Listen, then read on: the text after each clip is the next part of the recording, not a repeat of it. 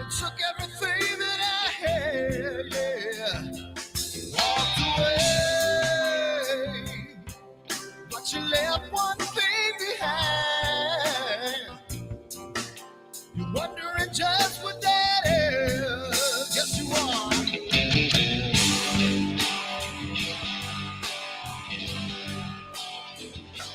Well, the world stops spinning around, I'll be rocking.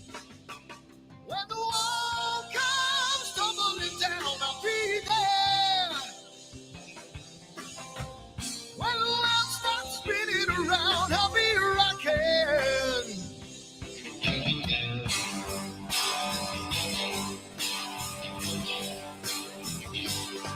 We're gonna make a little love down by the water. Maybe out the sun, maybe out the daughter when the music man calls. That's when I gotta play.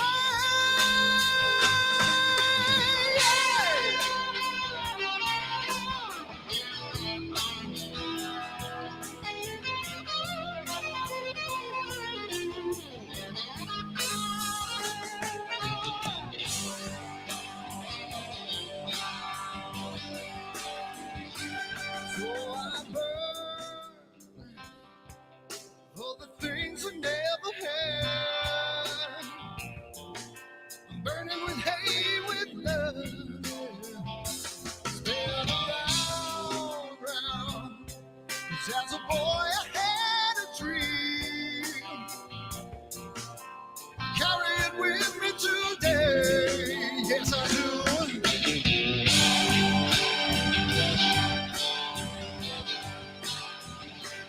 When the world stops spinning around, I'll be rocking. When the walls come tumbling down, I'll be there. When the world stops spinning around, I'll be rocking.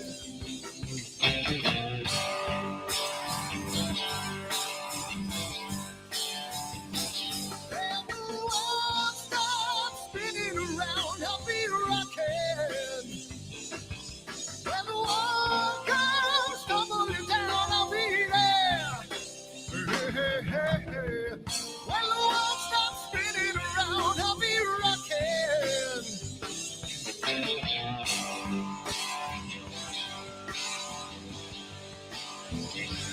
When the world stops spinning around, I'll be rocking.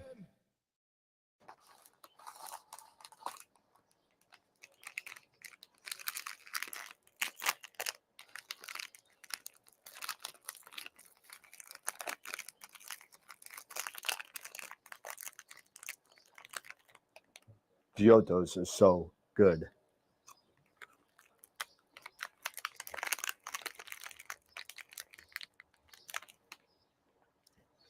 These chocolates are what? Chocolates. We're here about astrophotography. What are we doing? Wrong video. Whoops. Over me, got a way of your own. But I told you that life ain't a fantasy. Now I watch you every day. Turn it up, it's just your way. Rocket fuel runs through your brain. Like I told you on the train, that it's the only thing she knows. The only thing she knows. The only thing she knows. That it's the only, only, only, only thing she knows. She knows. So it started to rain. Met a woman with eyes like a hurricane. Told her she was the one. And she left at the moon, calling me insane. Now I watch you every day. Turn it up, it's just your way. Rocket fuel runs through your brain. Like I told you on the train. Well, it's the only thing she knows. The only thing she knows. The only thing she knows.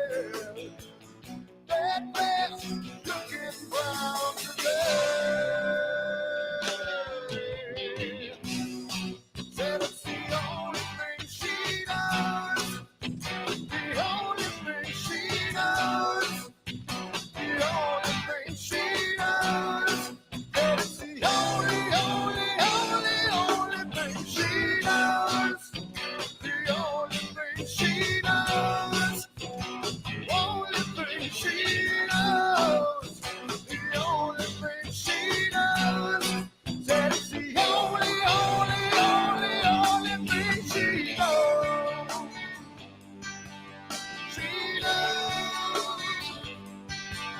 She knows. She knows.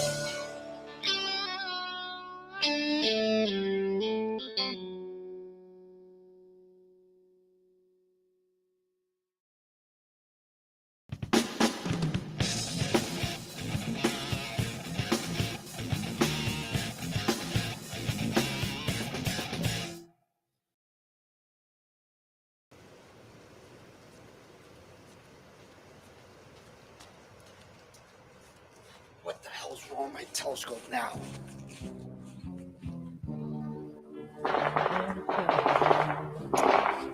Damn, what's wrong with this thing?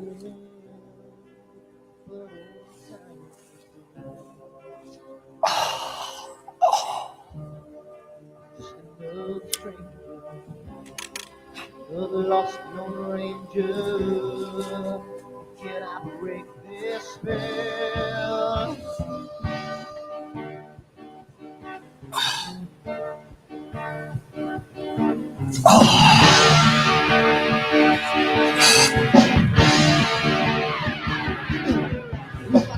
Who wants things right? Who I make you to things wrong? If I want that fine line, who I will always take you for.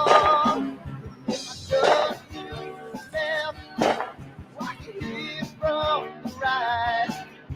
I sleep all day long, then I'm dreaming through the night.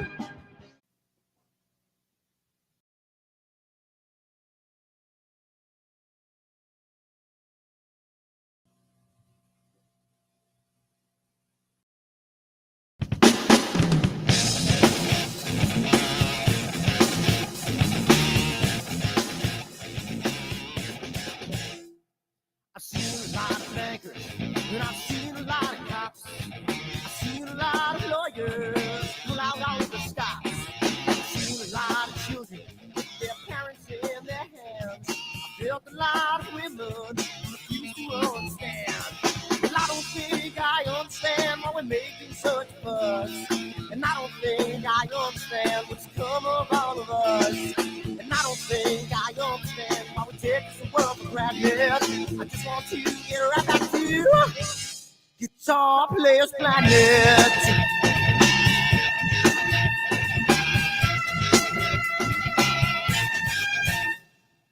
You see it in the papers, you read it every day. The riots and the fires going on in South LA. The muggers and the government, they're all wanting the same thing. They take all your money, every spring. Well, I don't think I understand why we're making such a fuss. And I don't think I understand what's come of all of us. And I don't think I understand why we take this world for granted.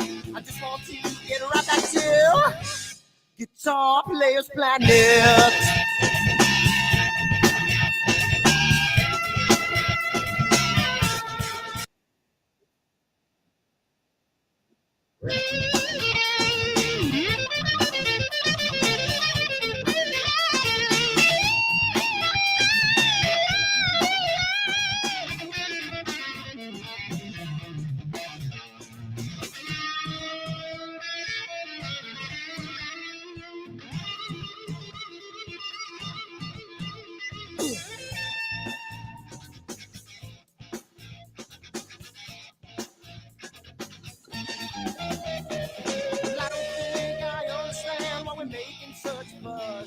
And I don't think I understand what's come of all of us. And I don't think I understand why we take this world for granted. I just want to get right back to Guitar Players Planet. Guitar Players Planet. Guitar Players Planet. Guitar Players Planet. Guitar Players Planet. Guitar Players Planet.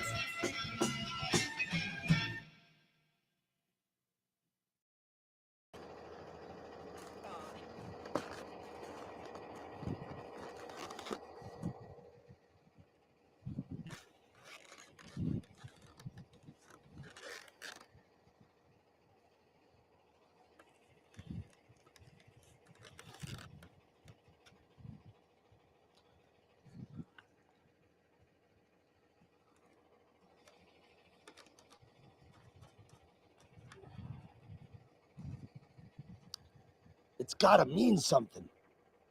It's gotta.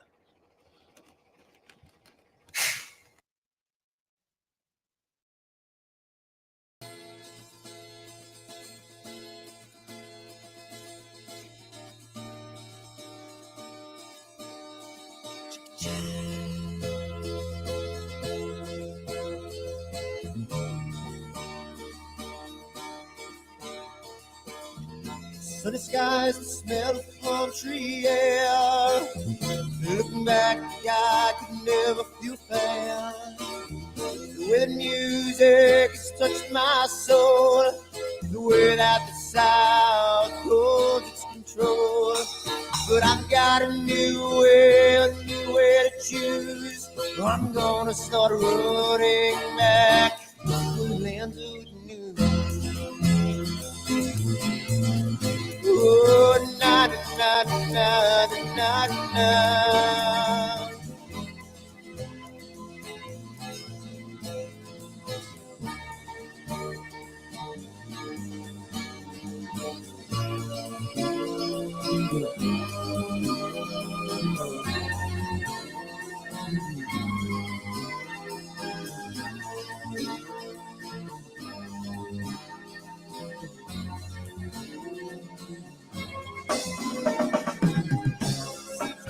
That I have lost my friend.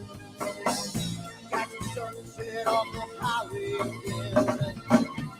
Then I get lost on a long summer day. I must go back before it's too late.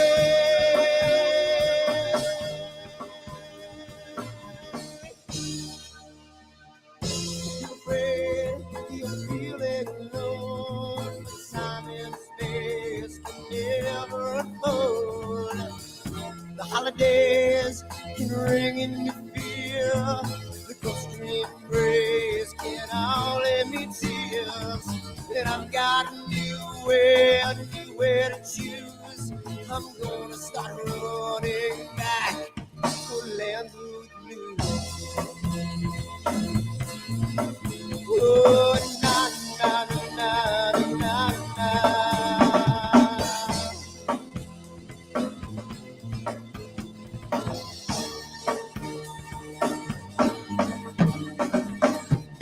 Sitting at the lake, I'm feeling confused, but I had my guitar, so I played this blues. But I'm afraid, what might be true, that I might never be back again.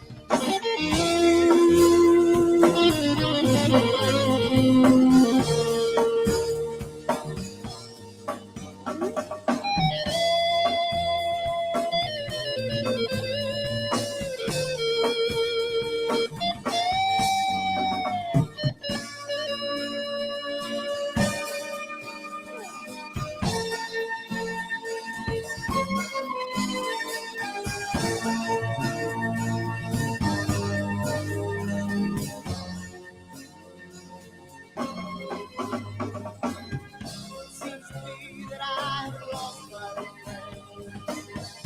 Got the sunset off the highway again.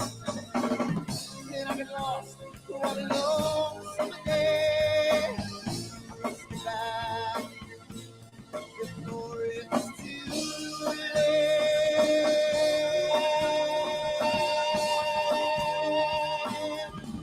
Before it's too late.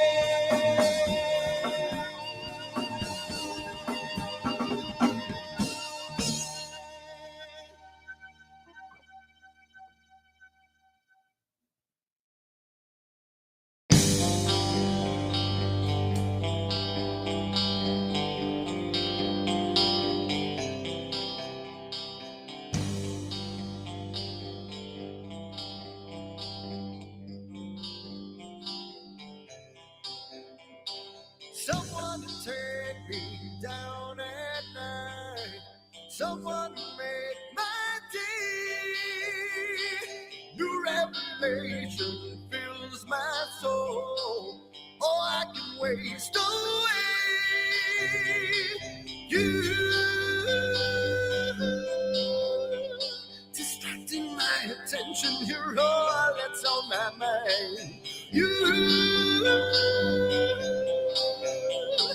looking for perfection, but you're too hard to find. Now the first night is coming, and I know what to do. You know that nothing feels sweeter than someone else.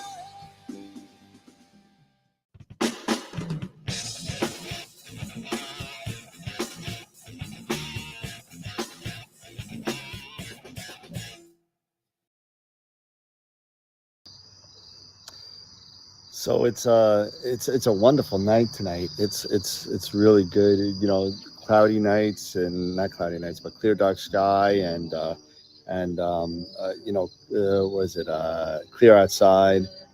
Says it's going to be a wonderful night tonight. I mean, tonight, last night was wonderful. Tomorrow's supposed to be great. So I think I'm going to leave my telescope out all night, and it's going to be a really nice night tonight. So I'm hoping to get some really good shots of the Cave Nebula, which is part of my astrophotography meets D&D imaging. I know it's kind of looks scary, like the way I look at my eyes, kind of crazy. It's pretty cool.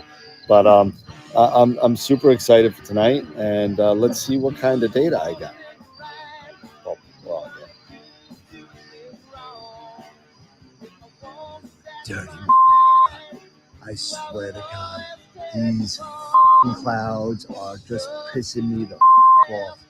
I don't understand. I don't listen to these things anymore. I can't take it. New York, you suck. And you know what? I'm so.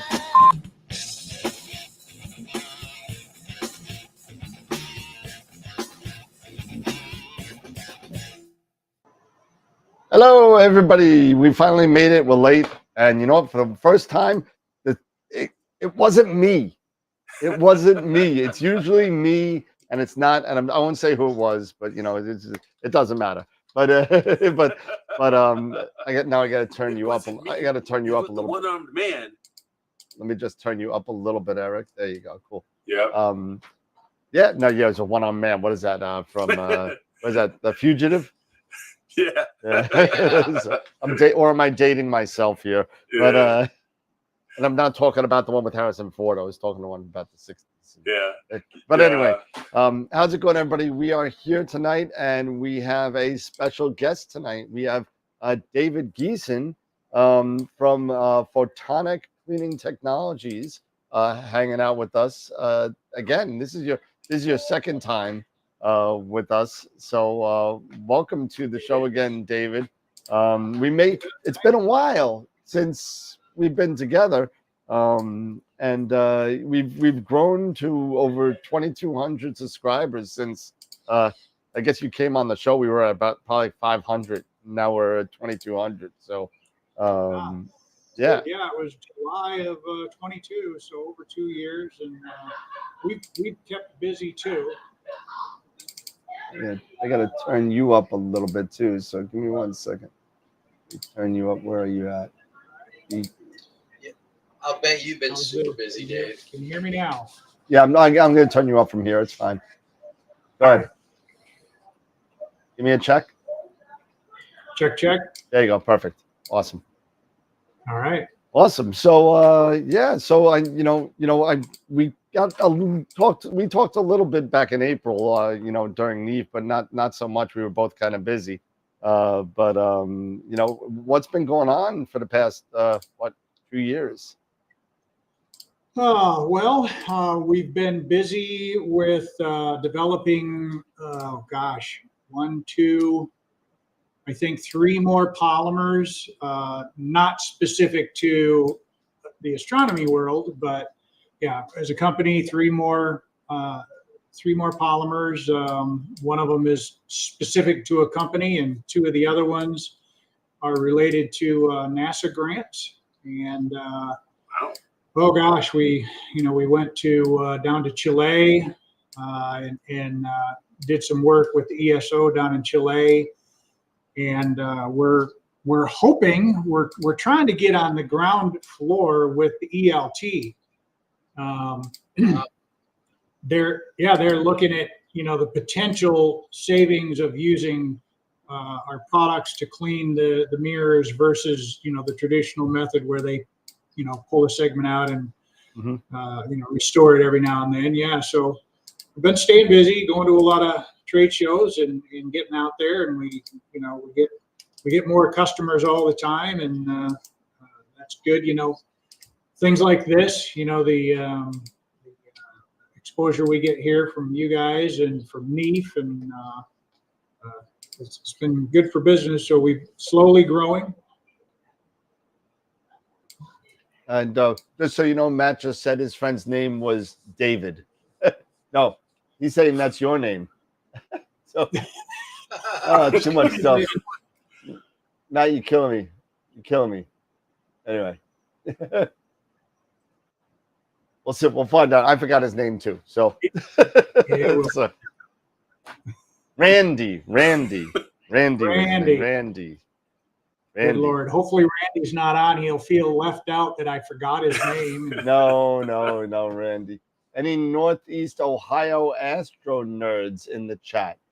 Let's see. I don't know if Lima is in Northeast Ohio, and that, I was up there about 2 years ago. Over there, 2 years ago, regarding the Lima Observatory that got robbed. And we donated a set of eyepieces to them. That's right.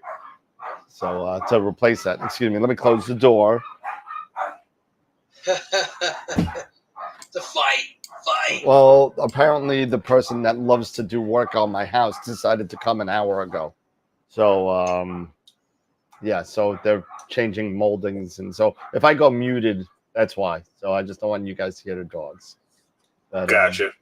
So moving on, Dave. I mean, so you're working on a bunch of new projects, right? And maybe you could go into a little bit more in depth about the ELT, because there may be some newbies out there that don't know what ELT is or what it's for. So maybe you could go into that a little bit. So I don't probably know. I'm not the encyclopedia for it either, but the ELT is the extremely large telescope. I think it's supposed to be like it's bigger than the TMT, the 30-meter telescope. I believe. I don't remember exactly, but that's going to be built down in Chile, up in, I think, the Atacama Desert. Yep. Really big facility, and they're just starting to get off the ground now. So instead of the traditional method for these big telescopes that either have multiple, circular telescopes, or they have a segmented scope like Keck or GTC, they swap out mirrors, and then they have to strip them and re-illuminize them, because they get dirty, they get trash, stuff, bugs and everything get on them, and so they usually have a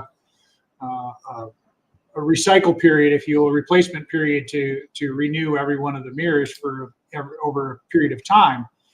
But we've shown that if you regularly clean mirrors with the polymer, you can restore them back to close to their original reflectivity. And the only reason you can't get the actual new reflectivity is because there's always some damage, some scratches or something that happen that are just a result of being in use. So they're looking at that. That's the Europeans are heading that. I don't know. I think it's a consortium that involved in that. And so they're looking at using our polymer. We've been over and met with them a couple of times, and so they're looking at using the polymer to restore the mirrors, clean them off on a regular cycle to restore them, versus having to have a bunch of downtime restoring, pulling out a mirror and replacing it and then restoring one. Yeah, I mean, I'm just looking at the website right now. It's got a 39-meter primary. 39 meters. I mean, that's unreal. ridiculous. That's what 117 I'm shooting with feet. a 6-inch primary. 117 foot primary. Yeah, And they're segmented. They're segmented, so I think there's something like 350 segments making up that primary mirror. Yeah, and there's a couple other mirrors involved. There's 5 different mirrors. That's not you in Chile. No, but this is me in Rockford. The company I visited a couple years ago is actually building. This is the base for the ENT. This is where they're building the base for the ENT. They're actually building it here, just in Rockford, Illinois, which is not that far from, which is the big city, next to me. So I had a chance to check that out, and when I was there, and they had me, I was like freaking out, like, really, this thing is going down to Chile.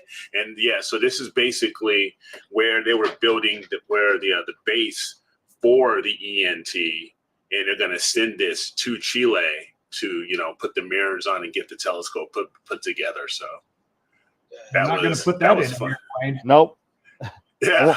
No. I wonder what the import cost is for that. So the ELT. I mean, the extremely large telescope. Yep. So it's pretty cool. Pretty cool stuff. That's awesome. Yeah.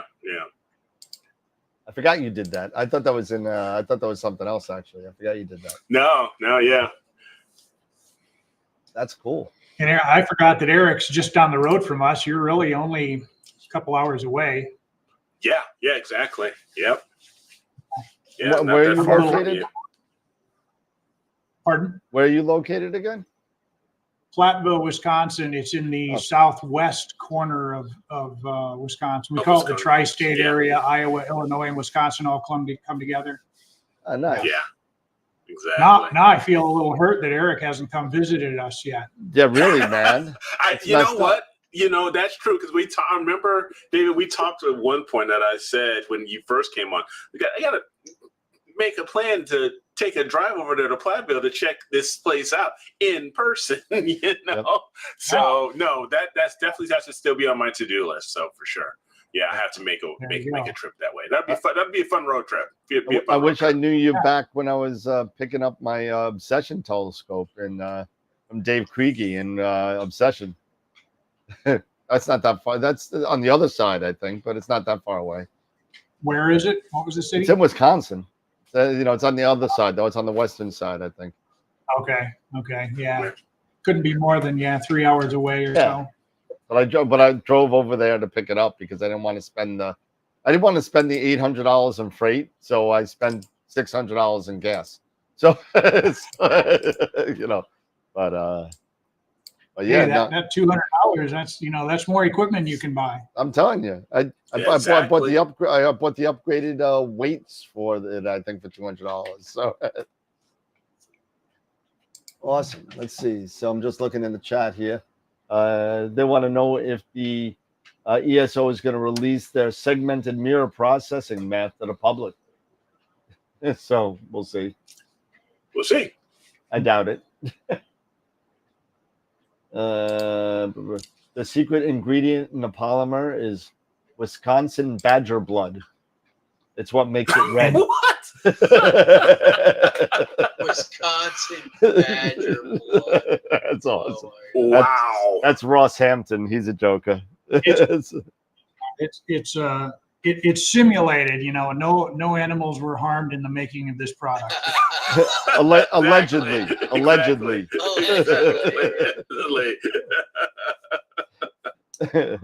Oh my goodness. Oh man. I'm going mute for a second. Dogs are barking. Yeah, no problem. So all right. So you've been working on this project. Working for an extremely large telescope. Now, is this a very similar polymer that we are using with the first contact? How similar is it to what we would purchase consumer wise? It'd be the exact same thing. Yeah. Gotcha. Our red polymer that's here in this little 30 mil or 15 mil vial, this is kind of our all-purpose material. we have a lot of other specialized polymers, but that one works for 80 to 90% of the surfaces that are out there, including, all these mirrors, they're all aluminum. Some of them are silver, but even then you can use the red. So, yep, same stuff, just probably going to be a little bit more than you use on your, your 10-inch corrector or something like that. Right. Yeah. Now, So, now there's Dan showing, what he, his first contact. I still have mine in one of my shelves over here and stuff like that. I got to get a fresh supply because I have to get some new O-rings too. I got to get some new O-rings for my 2-inch O-rings, for my 2-inch filters, because I have the mounted filters that I would basically glaze that, and then put it in there and then pour a little bit in there just so it can get around like with the dropper, and then just let it sit. So did your 2-inch O-rings fit your 2-inch filters? Not, to be honest, they were pretty close. They weren't too bad.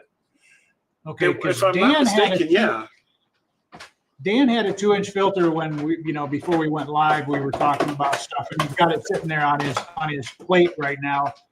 And it's advertised as a 2-inch filter, and he bought some 2-inch O-rings, but they're clearly too big to fit inside the housing. Mm-hmm. So in that case, his filter was probably measured as the bare glass before it was mounted. So interesting. Gotcha. Yeah, there you go.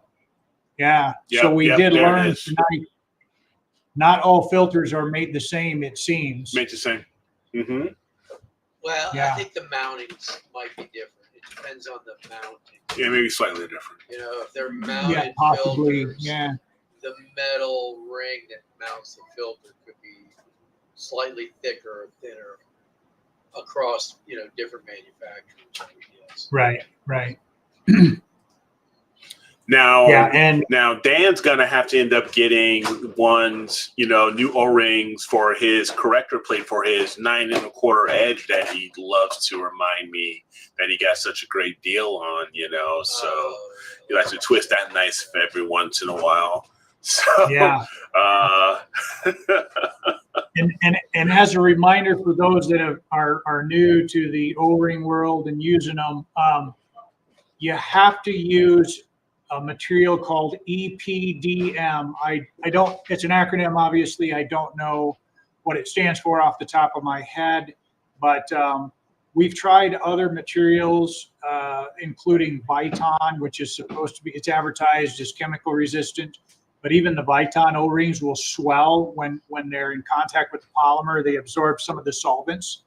Whereas EPDM, I think these are advertised as steam resistant, and they work perfect. They don't expand at all. So if you have I'm going to do a little demo here in a little bit on this little 1-inch filter, and if you get that O-ring, it fits down inside there. Let's see if I can get it up in there. Yeah, so it's fit. There's a nice tight fit right in there, and if it swelled at all, it would pop out. So the EPDM doesn't swell. So you usually can't go down to your local hardware store, because those O-rings that are going to be there are going to be like a butyl vinyl, and that will swell considerably. So EPDM, that's the material for O-rings if you're going to use them to clean items, as optional. Hey, Rick, just so you know, there you go. This is for the 9 1/4, so I already got it. So there you go. 9 1/4. And here's the one, because I was a little bit anal. So here's the one for the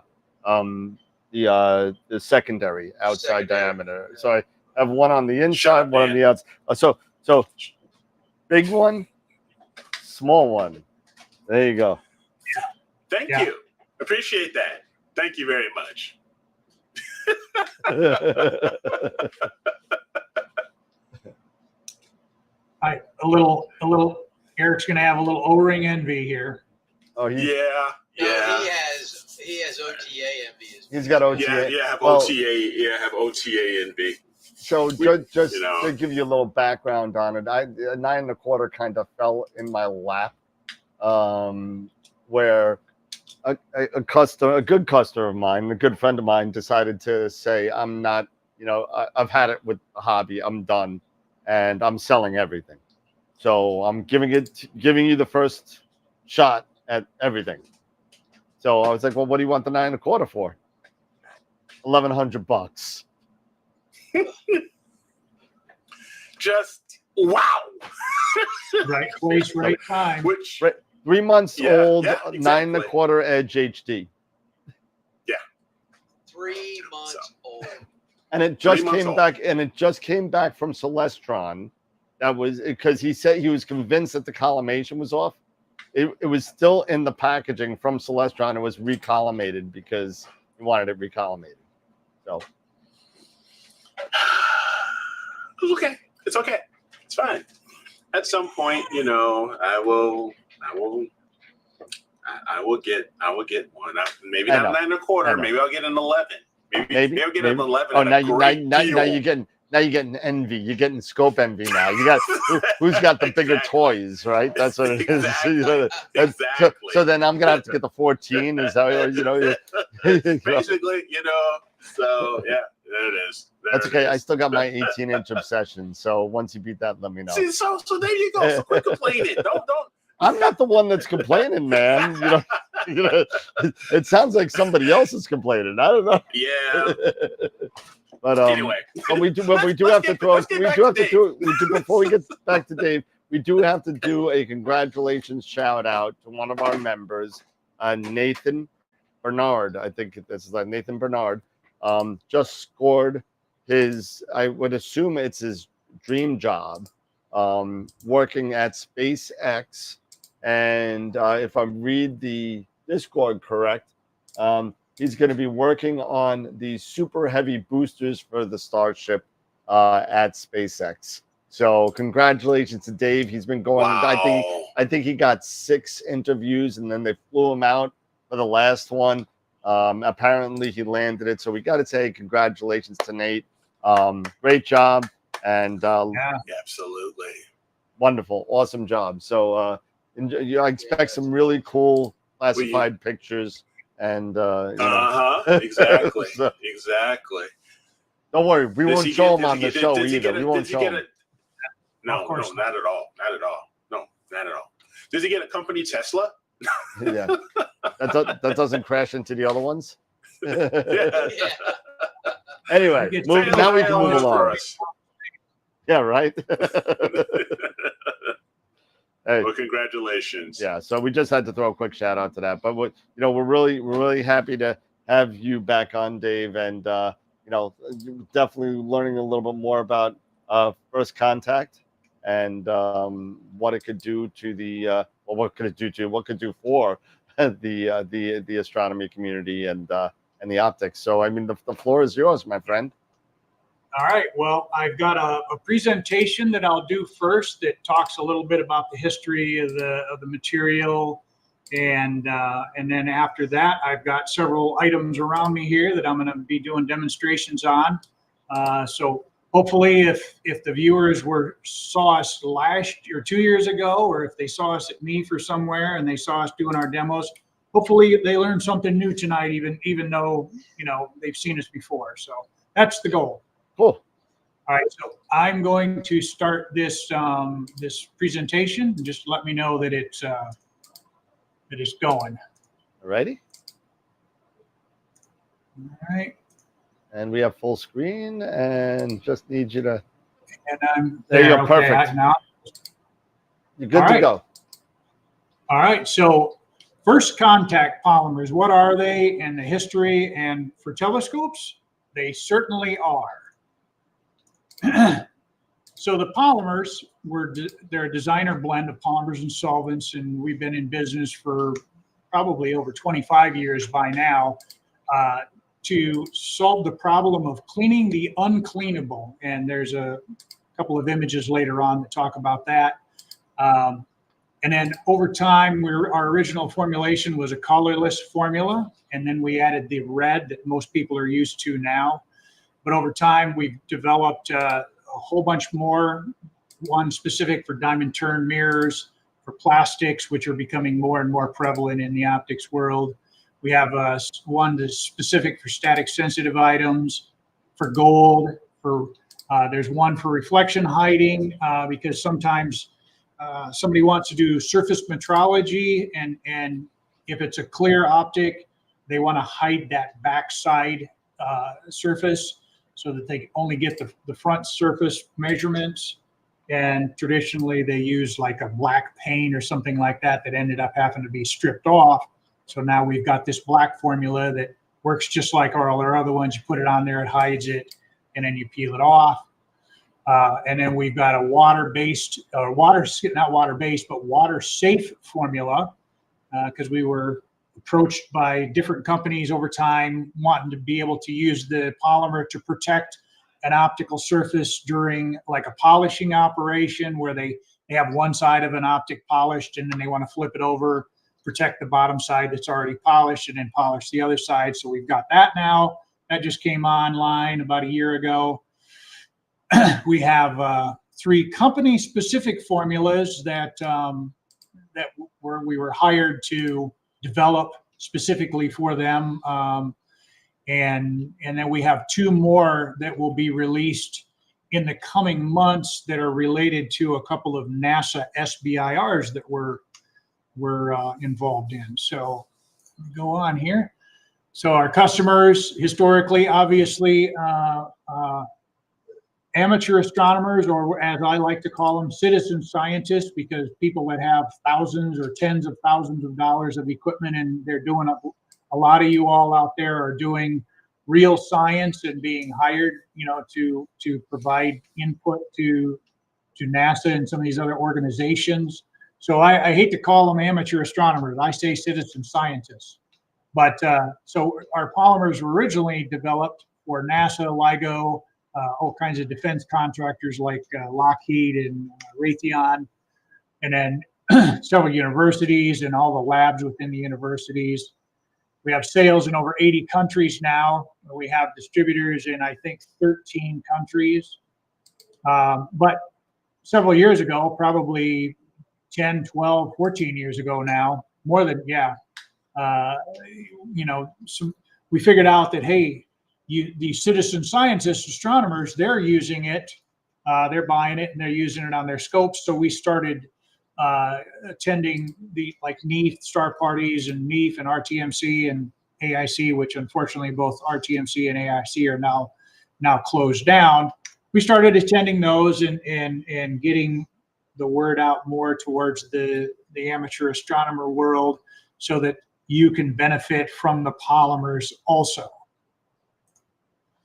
So we'll go right in. This is more of the scientific side of stuff. This is a grading. I think it's like a 4,000 line per millimeter grading, and you can see we put a fingerprint on it. We're proving that we can actually clean these. Normally, that would be incredibly hard to clean, and it would most likely get damaged if you were going to clean it in any other method. So doing something like that was a big no-no. And then this is the surface using, I think, a Nomarsky microscope. You can see the surface of the grating itself, and there was a hole made in it in the upper right corner of all the or left corner of all the images. You can see a little mark there that was made there so we could focus in on the same area. So we had a brand new one, then we put a fingerprint on it, and then we zoomed on the fingerprint, and then after the fact, in the lower right, that was us removing, or the polymer removing that fingerprint and basically restoring that back to a new condition. And this was one of the things that was uncleanable. This was a $200,000, and this was 15 years ago, infrared focal plane array. And we were able to clean this off with our polymer and restore it. So that's where the cleaning the uncleanable kind of comes from. One of our customers is LIGO, and that's the Laser Interferometer Gravitational Wave Observatory that hopefully everybody's heard about. In 2017, of course, they made their first measurement of an actual gravitational wave, and they proved Einstein's theory. Oh, can I hear you? Yeah, go ahead. Okay. So they proved Einstein's theory of gravitational waves, and so LIGO is one of our users, and we have an image here. This is one of their very precise and very expensive test masses that's installed in its triple suspension system. They've got it coated with first contact there, cleaning it in situ. And this was our first NASA SBIR, or Small Business Grant. It was the NASA Starshade, which is still kind of lingering out there. It said 2017 to 2020. That's how long our grant lasted. But of course, funding being that it is, I think it lost some of its funding and it's been pushed back quite a ways. I'm not sure of the launch date now, but we were hired to develop a polymer that they can clean these edges of these little petals that are there in the image you see, because just a small piece of dust on one of those petals, and that thing is like it was like 120 meters across or something like that, very, very large sun shield that blocked the sunlight, the starlight from a star system, and then they could use that. That's the proposal, is to use that to then identify transiting planets, or not transiting, but planets that are going around that star. But a little dot of polymer or dust on one of those petals would be enough to break enough of the light coming through that it might potentially hide a planet. So we worked on that and developed a procedure for them to clean those petals on that Starshade. And now we are actually working on 2 other grants. One of them is for planetary protection. It's to clean spacecraft and components of any potential biologics that we could send out into space, so that we don't contaminate another world. And then the other one is a polymer to clean and protect UV, IR, and X-ray mirrors for NASA. And that's 2 more of the polymers that were in development that will someday be released out to other uses. This is one of our other applications, the National Ignition Facility out in Livermore. They have like 192 lasers that shoot laser energy at a very small target, and they are trying to create energy that it creates more energy by the explosion, if you will, creates more energy than it cost or that it took to create the explosion itself. And so they use our polymer to clean some of their optics there and some of their integration spheres. This was an infrared optic, germanium. I think it was germanium lens off of an infrared seeker. It's just one of the other applications that can be used. The polymer can be used to clean with. So this is how clean the polymer can get. This is a white light interferometry image of a diamond-turned copper optic, and you can actually see on the right side of that image, you can see where it looks like little peaks and valleys, and then on the left side, there's even more. So those 2 different halves are the demarcation line between the clean side and the dirty side, and you can see that these diamond turning marks, down at this level are very prevalent. But on the left side is all the contamination that was on that diamond turned optic, and this is its scale is 1/10 of a micron. So you're talking down. This is actually showing nanoscale particulates that are being removed. And then here's another one. This is a AFM, or atomic force microscope, image of porphyrin nanorods. And each one of these two images was only 10 by 10 microns by itself. But on the left one, you can see the little porphyrin nanorods, and then they applied polymer onto this the surface and removed those nanorods, and you can see that gone on the right side. So we're cleaning. You know, we advertise and talk about being molecular level cleanliness, and you know, we're proving it by these constant testing that we're doing. And starting to get into some of the other uses, the GTC telescope down in the Canary Islands, we were down there and we did a test down there. This was just, it's a segmented mirror. I think there's 32 or 36 mirrors, segments that make up that scope. And this just shows how dirty each one of the segments can be before they actually finally, there's one clean section, and then they get very dirty before they swap them out. And this is a little test, where they had recently removed a segment, and they stripped these segments and then fully recoat them. So we did some tests on this to show that we can actually clean these things off, and we restored them back to within about 1.5% of their original reflectivity, and they looked that bad. Wow. This is 2 months ago.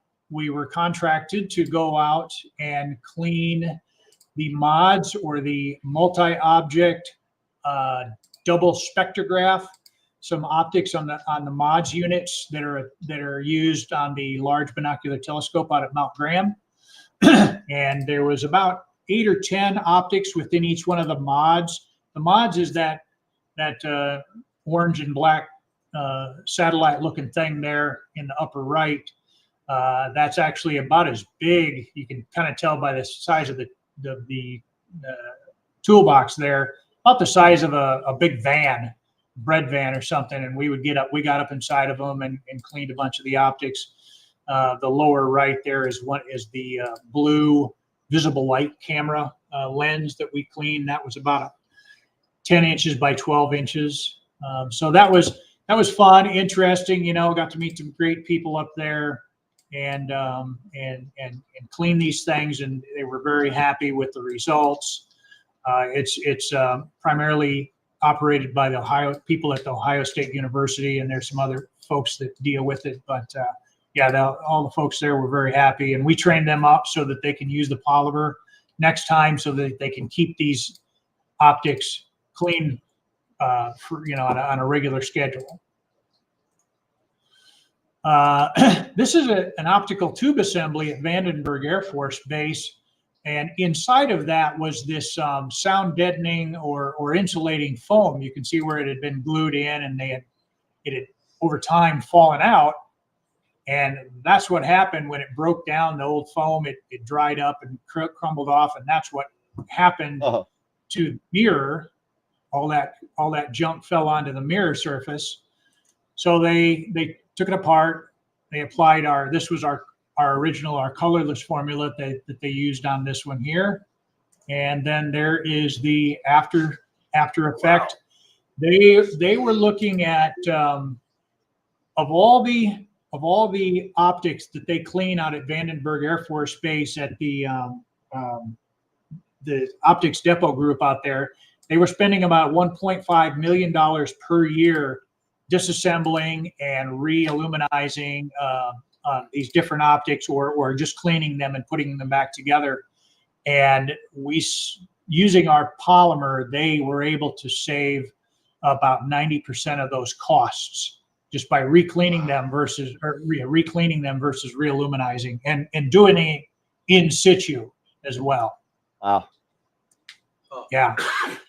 Well, what does that mean for the guy with a Schmidt-Cassegrain or an obsession or a refractor out in the observatory in the backyard? Well, what can be used on these massive telescopes and on LIGO optics can be used on yours also. This was one of our customers, Andrew Barton.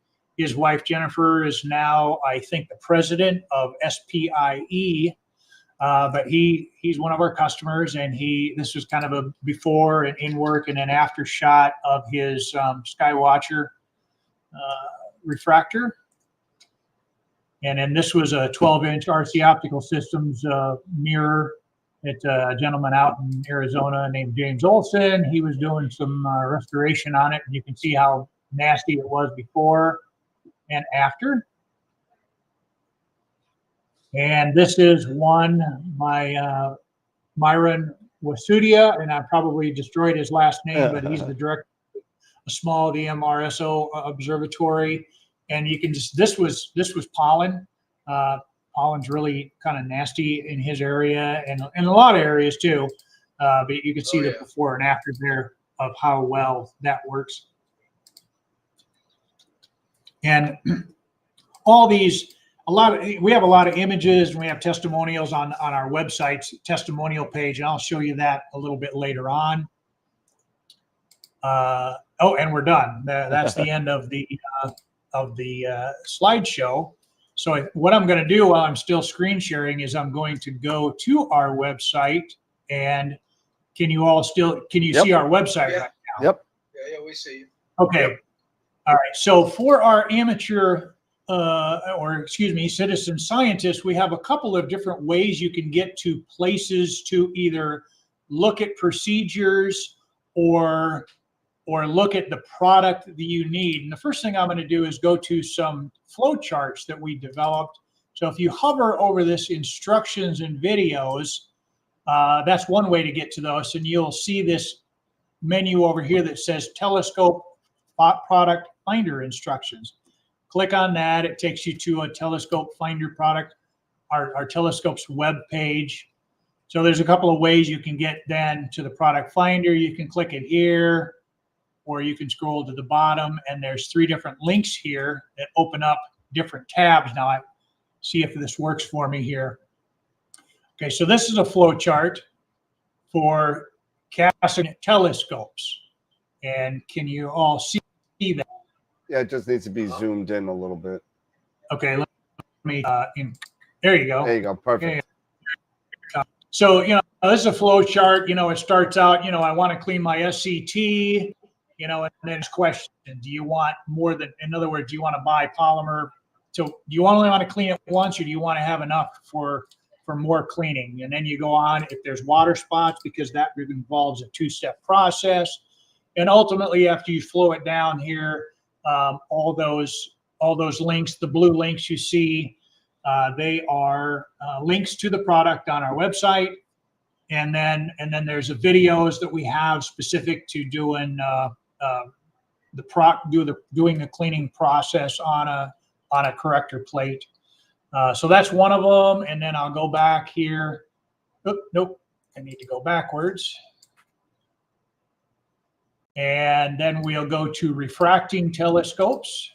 And this is another flow chart. Take just a second here, and it'll go to full screen here once it's up. Yeah, a little bit. There we go. Kind of loading slow. Let me see if I can increase the size of that a little bit. There we go. There you go, perfect. There you go. Yep. Kind of the same process, do you want to only clean it once, or do you want to have enough polymer to clean it more than one time? And you just follow that flow chart. And once again, we have videos up on our YouTube video channel to show how to either clean it with, if there's water spots, or if there's not water spots. And I'm actually going to do a demo tonight to show you how to do the process if you've got water spots on a refractor. And then the third one is not a it's not a flow chart. It's just a chart that shows differences. And let me give it a second here to get up to as it loads up here. Should go up a little bit. Oh, between doing glass and mirrors. Right. So this breaks it down by kind of your mirror size, whether it's in inches or millimeters, and then it gives you a kit that will work to clean those different sizes. Yep. So a handy thing that you can go to, you can find it yourself by going there, And then we also have on our product finder thing here, we have these different applications. Now, if you do it steps you along. So the first one I'm going to stick to citizen science / astronomer. That's your application. And then what are you cleaning, whether it's a refractor or Schmidt-Cassegrain or different types of, different things that are out there. So I'll just go to refractor, and then it opens up this next one. You can select your kit. And I think it wants, well, I found a problem with our website. That didn't work. That link didn't work. So we'll have to fix that. That happens every now and then. And then let's see if this one works. Okay, so the select your O-rings. This then takes it to our O-ring page where you can select different sizes of O-rings. So that product finder works pretty well, and I'm going to make a note to get that refractor page fixed. There you go, and we'll get that going so it's up there for you. But then you can start over, and if you wanted to do something else, you could do citizen scientist. No, it's going to make me go up here and refresh. There you go. Now it goes there, and you can go to like Schmidt-Cassegrain. Oh, wow, that one's not working either. I don't know what's going on there, but we'll get those taken care of hopefully tomorrow morning. So that's available. And once again, here on this page, there's the product finder instructions again, and there's some more information here. But I will get out of this now, and we'll go back to the non-sharing the screen. Hey, Dave, you got a quick question from Tom Peter. How about cleaning a refractor with a non-removable dew shield? Okay, hold on just a second. There you go. There we go. You're good. Mine was it just kept you layering. got the Doctor Who thing going. Yeah. So I'm sorry, what was the question again now? Cleaning a refractor with a non-removable dew shield. It's a little more difficult, obviously, because you're working down into a hole, if you will. But we have some pipettes. I have a little one here. These little pipettes like this. You can see how small it is when I hold it up to me. But we have longer ones that are about a foot long. You can use to apply the polymer. It is more difficult, and we don't have one available that we can do a video on, but maybe at some point we could, borrow one or go somewhere to actually videotape something like that. It's just the process is the same. It's just a little bit harder because you're working down inside of a I don't know, 6 or 8 inch or maybe even 10 inch deep cavity, and it's probably only going to be 4 or 5 inches in diameter. More of a challenge, but the good news is with a dew shield on there, I rather doubt he has any water spots, so that eliminates one of the two-step processes, and he can just go right to using polymer. Yep. Yeah. That's probably So, I'm going to show you a kit first because some people may have not seen one. I'm going to move my camera down because I'm kind of low tech, so I'm just going to pivot it down here to the desktop and show. So this is how we sell the kit. We sell the polymer generally in kits with varying numbers of these 15 milliliter and 30 milliliter vials. We do that. We package it this way because it's flammable, and carriers all charge a dangerous goods fee if a container has more than 30 milliliters of polymer or flammable material in it. So by packaging it like this, we avoid, it's like a $45 dangerous goods fee that is cost as part of the shipment. So we package it this way, and we avoid that fee, and we can ship it as accepted quantities. But if there comes a point where if you get a kit, if you have a lot of equipment, it makes more sense. We do sell it in liters and half liters, and it just makes more sense because the more you buy, the less expensive it is. So it kind of overcomes that dangerous goods fee. Yeah. But that's one of our kits. This is our Red Deluxe kit, and that's kind of what they look like. Of course, they come with instructions, and every one of them has a little pipette with it now. And we have a lot of different ones available on our website. So how do you know that it's safe for your optic? How do the manufacturers do this? They do what's called a tape test. And when they do the deposition of the coating, whether it's gold, silver, or whatever, they use a specific type of tape, and they adhere it to the surface of they maybe coat a 50 or 100 of these, something like that, depending on the size, of course. And then they have one that's a witness sample. And after they're done, they take a piece of tape, then they put it onto the mirror, and there's parameters, and then they pull it off. And if the tape does not remove the coatings are adhered properly, and the coatings are correct. Now, our polymer only exhibits 1/20th the adhesion, or 5% of the adhesion of the tape that they call out in these ASTM standards for the tape test. That's how you know it's safe for whether it's a mirror, aluminum mirror, or if it's a coated optic, like a corrector plate. All these typically have coatings on them, and they all are tested the same way with that tape test. So that's how you know that they're safe, and how we know that they're safe. Cool.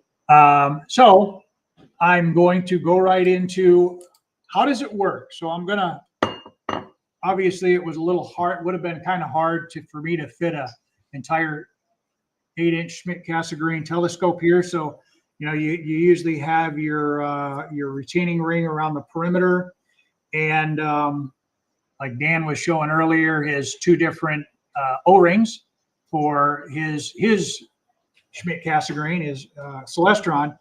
So around the perimeter, you don't have to have O-rings. They're just a safety measure that if you're not careful applying the polymer, if you don't have a steady hand, the O-ring acts as a dam to stop the polymer from flowing under the secondary mount or under your retaining ring, because under here is typically a gasket of some type, and if the polymer will quite often absorb into it, and it won't just easily peel off. It'll tear out and might leave a little bit of residue.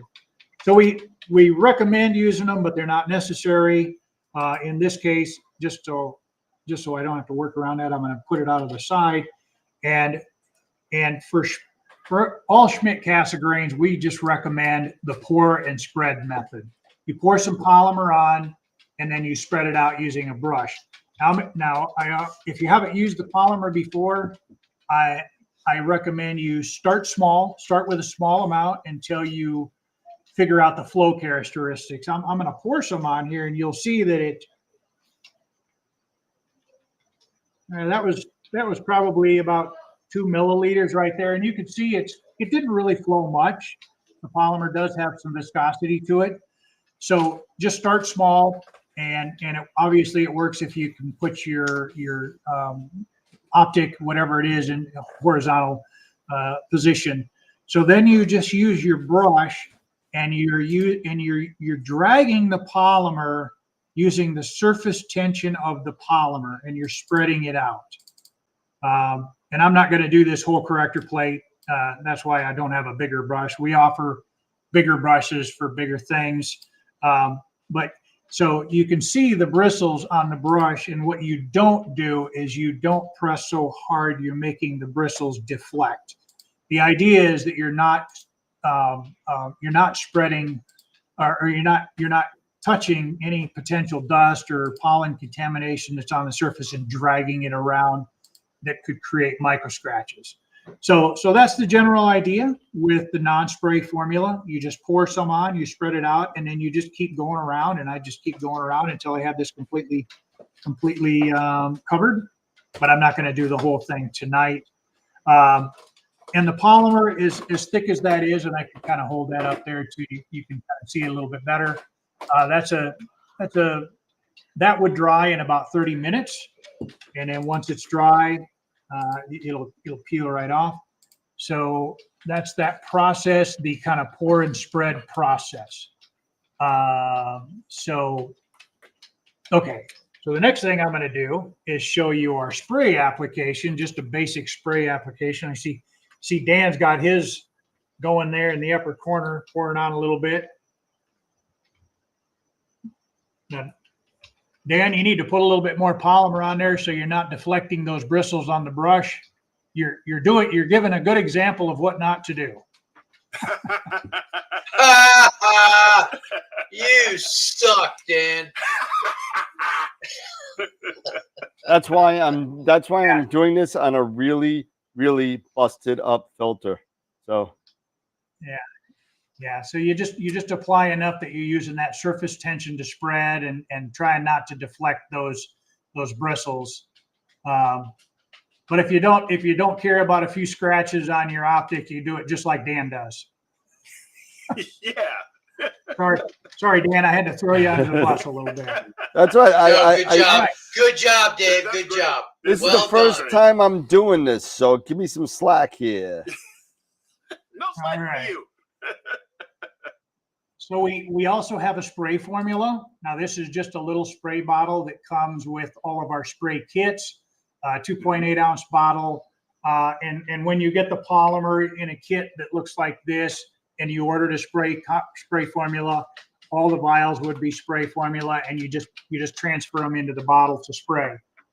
Now the sprayer isn't going to make a really pretty spray pattern like a paint spray can or a spray gun that, for automotive paint. That's not the idea. The idea is just to atomize it enough to get it onto the surface of your mirror.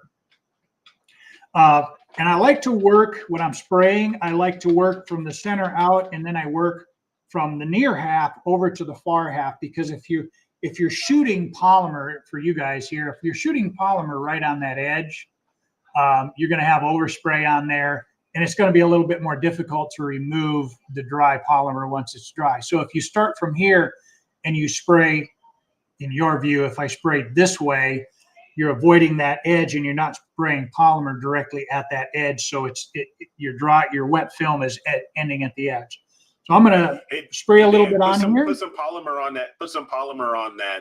Yeah, I'm working on it. There. Yeah. Okay. So I'll get this going here. Get it to come out. There we go. And you just move across the surface, and you can see it's not very. I'm doing a thin coat. Your first layer is very thin. It's just what's called a tack coat. So I did the half for me that's facing away from me. Now I'm going to rotate it 180 degrees. Or if you're working on a small table, you can just move to the other side. And then I'm just going to apply my second coat on there. You can see I'm working towards the center out. And you just make sure you have a thin, continuous coat on the polymer. And you can see it has kind of a mottled effect to the surface. We call it an orange peel in the sometimes. And you wait for that to dry. The spray polymer dries very quick, in probably just 3 or 4 minutes. This is going to be dry enough that I could actually touch it. Probably not dry enough to peel, but dry enough to touch for sure. And then you would apply a second coat. So somebody make a little magic noise, and voila. Here we have. Oh, look at that. There we go. So here's our mirror, our same mirror with 3 coats. You want to put about 3 coats of the spray polymer on there. That way it's thick enough to have the mechanical strength to hold together without tearing. Obviously, a parabolic mirror because it's pulled towards the middle. Cooled a little bit in the middle. Yep. Not much, but a little bit. And there's different ways to remove the polymer, and I'm going to demonstrate each one. In this case, for unmounted optics, if you have access to the edge, like if you, for instance, if you have access to the edge, you unmounted your Dobsonian, Newtonian mirror or whatever, these little peel tabs, they work wonderful. You can stick them right on there and use that as a handle to peel the polymer. Now, I want to be clear that the peel tab goes on after the polymer is completely dry. Our instructions say that, all of our videos say that, and unfortunately, we've still had a couple of people that contacted us and said, "Oh, I put the peel tab down, and then I put the polymer over it, and now I left a bunch of residue. What do I do?" I mean, it's not the end of the world. It's just an adhesive glue, but you gotta clean it several more times to kind of break it down and get it off. So put the peel tab on after the polymer is dry. So you stick that on there, and because the polymer does kind of roll over the edge just a little bit as you're applying it, I like to stick the peel tab and kind of get my finger down over the edge. You can see how I'm sticking that down there. And that gets a hold of the edge of the dry polymer film. And then you just pick it up, and you can see that's coming off. I'm going to get it a little bit closer so you can get a bird's eye view or a better view. There you can go. see it right there. Yeah, there we go. Oh, nope. This is hard. There we go. And that just is peeling off. I mean, I'm using, you can see I'm using just my fingertips and barely peeling that or pulling that thing, and it's coming off there. And voila. Yeah. There it is. A clean mirror surface. Crystal clear, Now, beautiful mirror. Now you can see the polymer film. In the center, it was fairly thick, but on the edge, it's pretty thin. But even on the edge where it was thin, you can see I'm pulling that, and you can see how strong that is. Yeah. Mhm. It finally tore, but it's very strong. So if you didn't apply enough and it tears, the answer is just apply more polymer, and then it will all come off. Yeah. So it's pretty strong. It'll peel if you get it thick enough, and it doesn't have to be very thick at all to peel. We have So that's how to do. Question here, there, Dave. Okay. From Mike, he was asking, do you wind up using the same amount or less when using a sprayer? Is it easier to do it this way? Is it easier to use the sprayer? Well, I'll start with the easier part. It depends. If you've got a Dobsonian mirror, yeah, the spray polymer is the way to go, because you can just, they're usually, even if you don't take it out of the mirror cell is, you can just do a little taping around the perimeter when it's in the mirror cell, or if you want to take it out and put it on the tabletop, it's just very quick. You saw how quick I applied that first layer. And I mean, a 6-inch or a 4-inch, yeah, there might be an argument that you could use the pour and spread, and it would be just as fast to do 1 layer of pour and spread versus 3 layers of spray. But the spray is really easy on these Dobsonians. I mean, you can use it on anything, but you just have to protect. I'm going to set that aside, and I'm going to bring in my corrector plate example here again, and pretend that it's mounted, and this is already dry over here. I'm not pulling any off on my finger. So that's your mounted corrector plate on a Schmidt-Cassegrain. In this case, you don't want to get the polymer. Most of the time, these retaining rings here are plastic. The polymers have solvents like acetone glue, so it's going to stick to it, and it won't just release off of it. So you got to protect that. You got to protect the secondary mount. So it's just easier on a Schmidt Cassegrain, instead of taping everything off and making sure the polymer overspray isn't going anywhere, to just use a non-spray. But for the bigger Dobsonians and Newtonians, or even if it's a bigger, start getting up into like a 14 or a 16 inch, like an RC or CDK, something like a plane wave, big plane wave, then the payoff to prep the area and then spray is better than trying to do a non-spray. So when you say prep the area, I mean, are you talking about just using like masking tape to mask these areas off, and you could just spray over that? Right. Yeah. You don't want to get the polymer on your tube assembly. You don't want to get it on your secondary mount.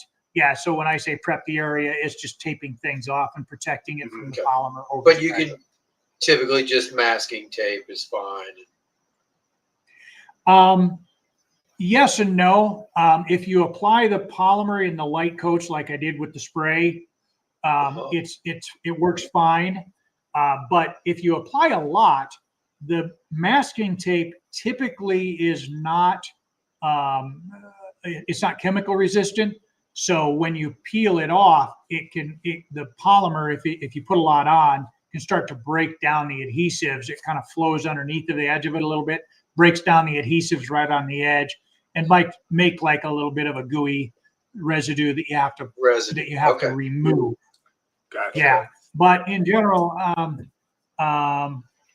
let me do something here. I'm going to go to screen share again for a second, and hopefully I come back, and I'm going to show you how a guy taped off. I think it was a plane wave. Yeah, it was a plane wave. So I'm going to go to camera view. What am I doing here? Oh, that's the camera view. That's the wrong. That's not what I wanted to do. I want to go to screen sharing. Yep. There we go. There we go. Okay, that's better. There you go. All right, you can see us now. Yep. Okay, so let me refresh. Go to just to get this product finder started, and then I'm going to go to Citizen Scientist, and then CDK and RC cleaning. Are you removing the mirror? No. Okay. So can you see this? Yeah. Yep. Yeah. Sure Okay. Okay. So this was I think a 16-inch plane wave. This was actually at the University of Western Australia in Australia. And you can see how around the perimeter, they taped off, in the top image, they used a masking material. I think it actually was just a trash bag to protect the tube, the outer tube.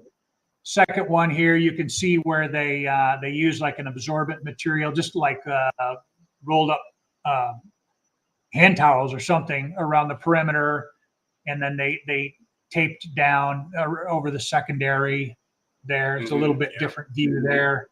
Now there's other ways to do the taping, and I could show you that in a video if I could get to it. This is actually using the pre-treatment process that I'm going to show you. I'm going to show you in a little bit. This is how to use the pre-treatment process on a like a CDK or an RC system polymer application. So in general, when I talk about protecting, you're using some type of a material, whatever it is, whether it's rolled up towels or paper. We have a material called Quick Mask on our website. That's it there. So let me get out of screen sharing mode here. There we go, and get back to me here. There's different ways you can protect the surrounding structure. Okay, so I'm going to come back to this Dobsonian, and I'm going to do the pre-treatment, the two-step cleaning method. If you have your mirror out and you had a lot of dew events to where there was a dew, it flowed down over your top of your mirror, or you've got a lot of pollen. Pollen is really difficult to remove, and the solvents in the polymer won't always break down the pollen, the adhesive, if you will, that's in the pollen. And surprisingly, a water-based cleaner will. So we have this water spot pre-treatment here. I'm going the wrong way. This is one of our 2.8-inch bottles again. And what you do is you spray this on first, and you just keep the surface wet. So I'm going to spray some of this on there. And you can see the surface is kind of getting hazy. It's no longer reflective, and you can see the water getting on there. So you just put that on there. And let's see if I can get a good view of it. Nope, I got to go the other way. Yeah, there you go. There, yep, you can There you go. Yeah. Yeah. So you just, there's no set in stone dwell time for how long you want to keep this on there. Now you do need to keep it wet, and the minimum really I would say is 10 minutes to give this pre-treatment time to break down the whatever's adhering the schmutz to your mirror. And you want to keep it wet. So you can always come back over it after a couple minutes. You might notice it start to dry, so you can put a little bit more on and just keep it wet. If you can wait 30 minutes, if you can keep it wet for 30 minutes, that's kind of the optimum, because we figured out that some stuff just will adhere, and it takes that long to break it down to get it to loosen up. Now, if you put too much on here, if it puddled into the middle, I recommend dumping off any excess. Now, I don't think any of it will come off here just because I didn't put much on. So I say that because the more of the pre-treatment you have on the surface, the more polymer it takes to coalesce with the water-based pre-treatment. It is designed, our pre-treatment is designed to coalesce or mix with the polymer, but it takes more. So the less water, if you've got a whole bunch on there and it pooled in the center, if you've got something like this, pour the excess off, and that way it doesn't take as much polymer to mix into it. So now I'm going to start putting polymer right over top of that pre-treatment. And you'll see at first, I'll get this first layer on here, and you'll see it's kind of milky looking. You can kind of see how it looks milky. Yeah. Okay, that's because I haven't put enough polymer on here for the pre-treatment and the polymer to mix.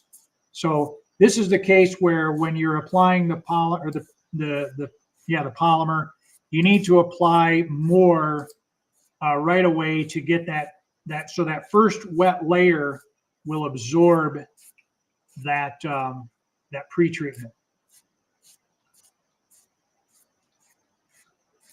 Okay, so I've got a little spot right here. You can't see it, but I'll kind of show it to you here again if I do it right.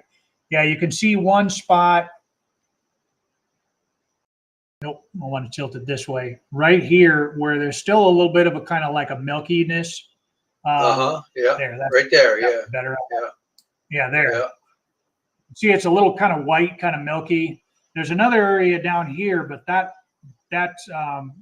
actually air bubbles. I've introduced a few air bubbles in the spraying process. So I'm gonna put a little bit more polymer on that area up there until that kind of milky appearance goes away. And that should do it right there. Now there's a lot of air bubbles in it, so it's going to take a few minutes for those air bubbles to release and off gas and go away. You can kind of see that area right now, but I'm going to put that aside. Well, actually what I'm going to do is I'm going to spray a little bit more around the perimeter here, because this is already starting to dry up here. See that? I can touch that, and I'm not coming away with any on my finger. So Wow. that's already dry. That thin polymer layer at the perimeter is already starting to dry. So I want that a little bit thicker so I have thick enough to peel. So I'm just going to go around the perimeter and put some more polymer right around the perimeter. And I know I'm spraying it towards myself, but I'll get it off the edge later. Okay, so I think that's going to be thick enough now, even on the edge to peel once it's dry. Now I'll hold it up here. Okay, so this area down here you can see is now the milkiness has gone away. That was just these air bubbles. And here you can see that's, I got it. There we go again. This is just now some air bubbles still trapped in that area, and it's thick enough. It's actually flowing towards the center. So I'm going to set that aside, let that dry, and when it dries, you'll see that cloudiness there in the center and all those air bubbles have released. And we'll peel that one in a little bit. Cool.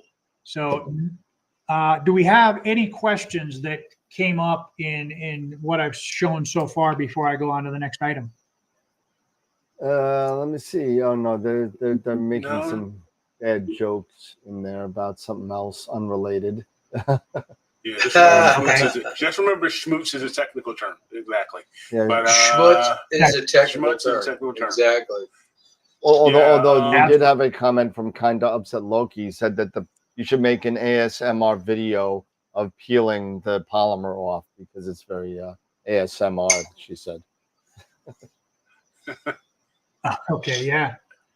okay, So then let's go ahead, see. Eric. Yeah, there was one that was just, and I'm sure we can talk about it a little bit later, but is there some discount available for viewers? There is, and I'm going to get to that at the end here. There you go. So there's yeah, the answer to that yeah. question. I can talk about it now. I mean, every event we go to, like NEAF, we offer a discount there. And if you're on our mailing list, prior to us going to NEAF, we always send out an email ahead of time that lists the discount code.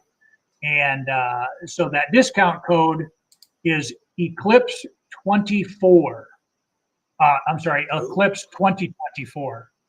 And on our website, in the shopping cart, there is a spot where you can put the discount code, and it's a 15% discount. And that is still available now. I think it's active until the end of November. So there's a discount available. Yep. And ironically, on your pattern there, on your table, you have an eclipse pattern. It looks like an eclipse. Yeah, it does. Yeah, there you go. There's the prominence around the outside. Corona. Yeah. All you need is a little triangle prominence, and yeah.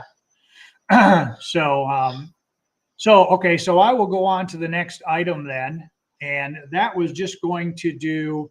I was just going to do a little filter and show the O-ring process. So I stuck the O-ring in there earlier, but I'm going to just pull that out. Where's my little toothpick? Yeah, I have my little toothpick that helps me pick small things out, and well, I have a toothpick somewhere. All right, I'll get it out here. There we go. I got it out. So when you're using an O-ring,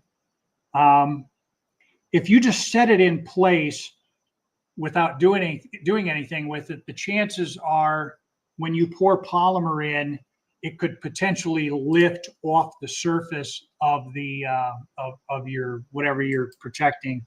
And so we recommend that you take your polymer and you brush a little layer, a wet layer around on your O-ring. Now I've already got this one treated, so I'm not going to do it again. And it's a thin layer, and it gives it just enough of, here's another technical term, stiction. I remember that from the last time. Stiction. We have schmutz and stiction. So it gives it just enough that when you put it in place, it it kind of sticks itself a little bit to the optical surface, but it also, what it does is when the polymer flows up to it, when you're applying the polymer, it will kind of interact with the liquid polymer that you're putting on, and it will stop the flow. So I'm just going to do this real quick. In this case, I'm going to use one of our pipettes. I like how you're doing this on the smaller filter to show how simple. Yeah, that's a 1 inch. I mean, I actually, you know, we have O-rings. We can make custom O-rings any size, but we have a lot of pre-made, pre-sized O-rings, and it just so happens this is a perfect fit for this 1 inch. So something this small, I like to use a pipette and put a few drops in, because you can really control how much you're putting on, and you can see I put about 6 or 8 drops on there. I'm just going to set that aside and put my cap onto the brush. Oh, no, I need that. Sorry. So then you just take your little applicator bottle brush, and you gently push that out to where it's contacting the O-ring. The idea isn't to pour so much into the center that it flows out, because you could potentially, just like a real dam, you could potentially overtop the dam. Right. So you just push it out there until it's contacting the O-ring. Enough to cover the bottom. Right. Yep. And I got one more area right here that I need to go around, and then that's it. So, and there's different ways to remove this the polymer when it's inside a mounted optic like this. I talked about earlier, when you have an unmounted optic, these peel tabs, they work wonderful to remove it from an unmounted optic. But when you have a mounted optic, you don't want to go and stick that adhesive onto this here, because you're going to get a little bit of a residue onto it. So there's a couple of ways to do it. You can use something as simple as unwaxed dental floss. And it won't focus on it there, but that's just a little chunk of unwaxed dental floss. And what we do, just to give it a little bit more surface area, is we kind of splay the ends out. And I'll put that in there in a minute.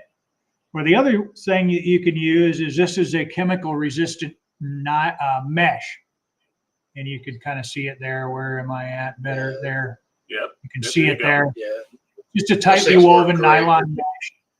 Yeah. I really like using this because it's kind of stiff, and you can get it where you want. I'm going to use this on a CCD camera in a minute, but so I'll talk about that later. So back to the floss. So what you don't want to do, or what you want to do, is wait for the polymer to start to thicken. It takes 3 or 4 or 5 minutes for it to get viscous. You don't want to put the mesh or the floss right into the polymer right away, because it will sink to the surface, and then it will trap a really, really thin layer of mesh underneath of it, and it will probably leave a little bit of polymer residue on your optic. Now, that's not the end of the world. You can just re-clean it and wait a little bit longer before you embed your mesh or your floss. But if you just wait, like I said, 3 or 4 or 5 minutes, then it's thick enough that it won't sink. And actually, you can kind of see here, I can tilt it. Hopefully you can see the surface is starting to get, I can't catch the light. Thick. Yep. Yeah. I'm trying to It's catch the light. It's thickening. It's thickening up a bit. Yeah, it's thickening up quite a bit. Yeah. Yeah. So now what I'm going to do is I'm going to put this down. This is why I like the mesh versus the floss, but I wanted to demonstrate them both. So you put it along an edge. There, I've got it stuck in there. And then you can see it's sitting on top of it. Didn't actually go down into, it's kind of stuck to the polymer, but it's not all the way in. So then you take your brush again, put a little bit more polymer over top of it. And now that's, you're making a peanut butter and jelly sandwich. Yeah. Mm-hmm. You're embedding that in there. That's the jelly, I guess. So then that will take a while to dry. So I'm going to just set that aside for now. And once that dries, I'll show you how it peels out. So the next thing, all right, is a refractor. How do I clean my refractor? Unfortunately, this one doesn't have a tall dew shield on it, and obviously I removed the front objective off of this one because once again, kind of hard to do the video with a big refractor right here. But the process is the same whether it's installed. Obviously, point it get it horizontal. That works the best. And once again, I have an O-ring already sitting here, and the O-ring is coated. You can kind of see it's kind of shiny. So I'm going to set this back in place here because it's already coated, and I'm just going to get it to where I want it. And you can see there's a little bit of an area around the perimeter there where you can see some of the objective is still showing through. You can get a custom size O-ring that is perfectly fit right to the edge if you want, or in this case, that last 1/8 of an inch around the perimeter is out of your clear aperture anyway, and it doesn't have to be perfectly clean. You're worried about the center. So we're going to be doing the 2-step cleaning process using the pre-treatment and the polymer on this, but you can't just, we strongly recommend not just going and spraying the pre-treatment in there because once again, it's going to be going all over your mount and your retaining ring. So what we've come up with is this is a lint-free cloth, or actually a low lint cloth. And you soak this down with the pre-treatment, and I'm going to do that now over here.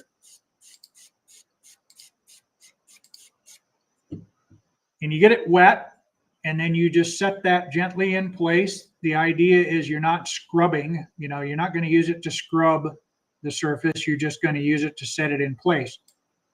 So now we have this wet surface sitting on there, and it's trapping that moisture underneath of the cloth. Now I've got my O-ring down there, so it's kind of acting as a dam. And if you're going to leave it on there for 30 minutes, I would recommend applying a little bit more pre-treatment on. You can drip it on. I don't have another pipette here. I use this one for the polymer, but you can use a pipette and then drip a few more drops over top of this just to keep it wet. And once again, you don't want to apply so much that it inundates your O-ring around the perimeter. So leave that on there. Once again, 10 minutes minimum, 30 minutes maximum, and you can, like I said, apply more pre-treatment to get it to dissolve those nasty whatever schmutz stuff that's on there. Yeah. So we're gonna accelerate time here a little bit, and it's been 30 minutes. So now what you don't want to do is let that pre-treatment dry on the surface. I think I mentioned that before, but I'll mention it again. So I'm going to remove this now, and then you immediately come behind it with the polymer, and you start applying some in the middle. And these optics are obviously convex, so it's going to have a tendency to try to run to the edge. So start in the center, and then you move that polymer out.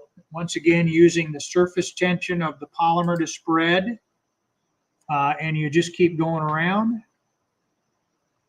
until you get it down and it's contacting the O-ring, and you're trying to get it on there. The pre-treatment might dry a little bit where it was thinner, but the good news is the polymer will remove some of the dried pre-treatment. You just don't want it dried in big spots of it. I'm just going to keep going here, get it down there, and now I'm starting to get over to the O-ring right there. Get a little bit more over here, and then once we get this fully coated, we'll set this aside. And if I wanted to be really careful, once again, I would be using a pipette for the application versus just pouring it on, but I've done this quite a few times, so I'm okay. I'm okay with pouring it because I can kind of control it. But you can use a pipette if you want to. That's and like I said, start small and work your way up as far as how much you apply at one time. Get just a little bit more right here. Get that down onto the edge. All right. So we've got that all the way around. It's fully coated now, except for that little bit that exposed at the edge. And just like on the filter, I'm going to wait 3 or 4 minutes for this to start to thicken. And then I'm going to use one of these pieces of chemical resistant mesh. And to get it to stand off the surface, just bend it. You bend a little bit into an L shape.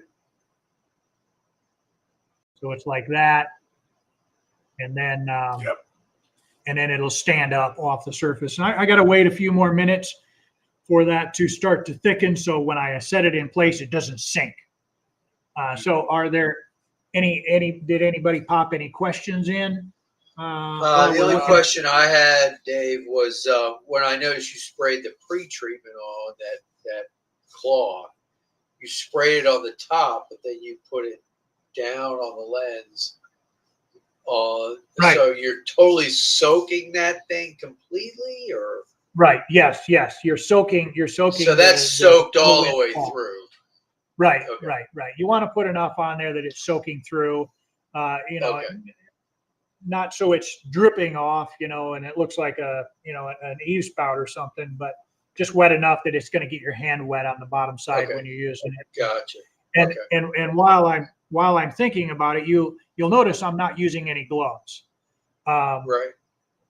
That's fine. You don't have to wear gloves when you're working with the polymer.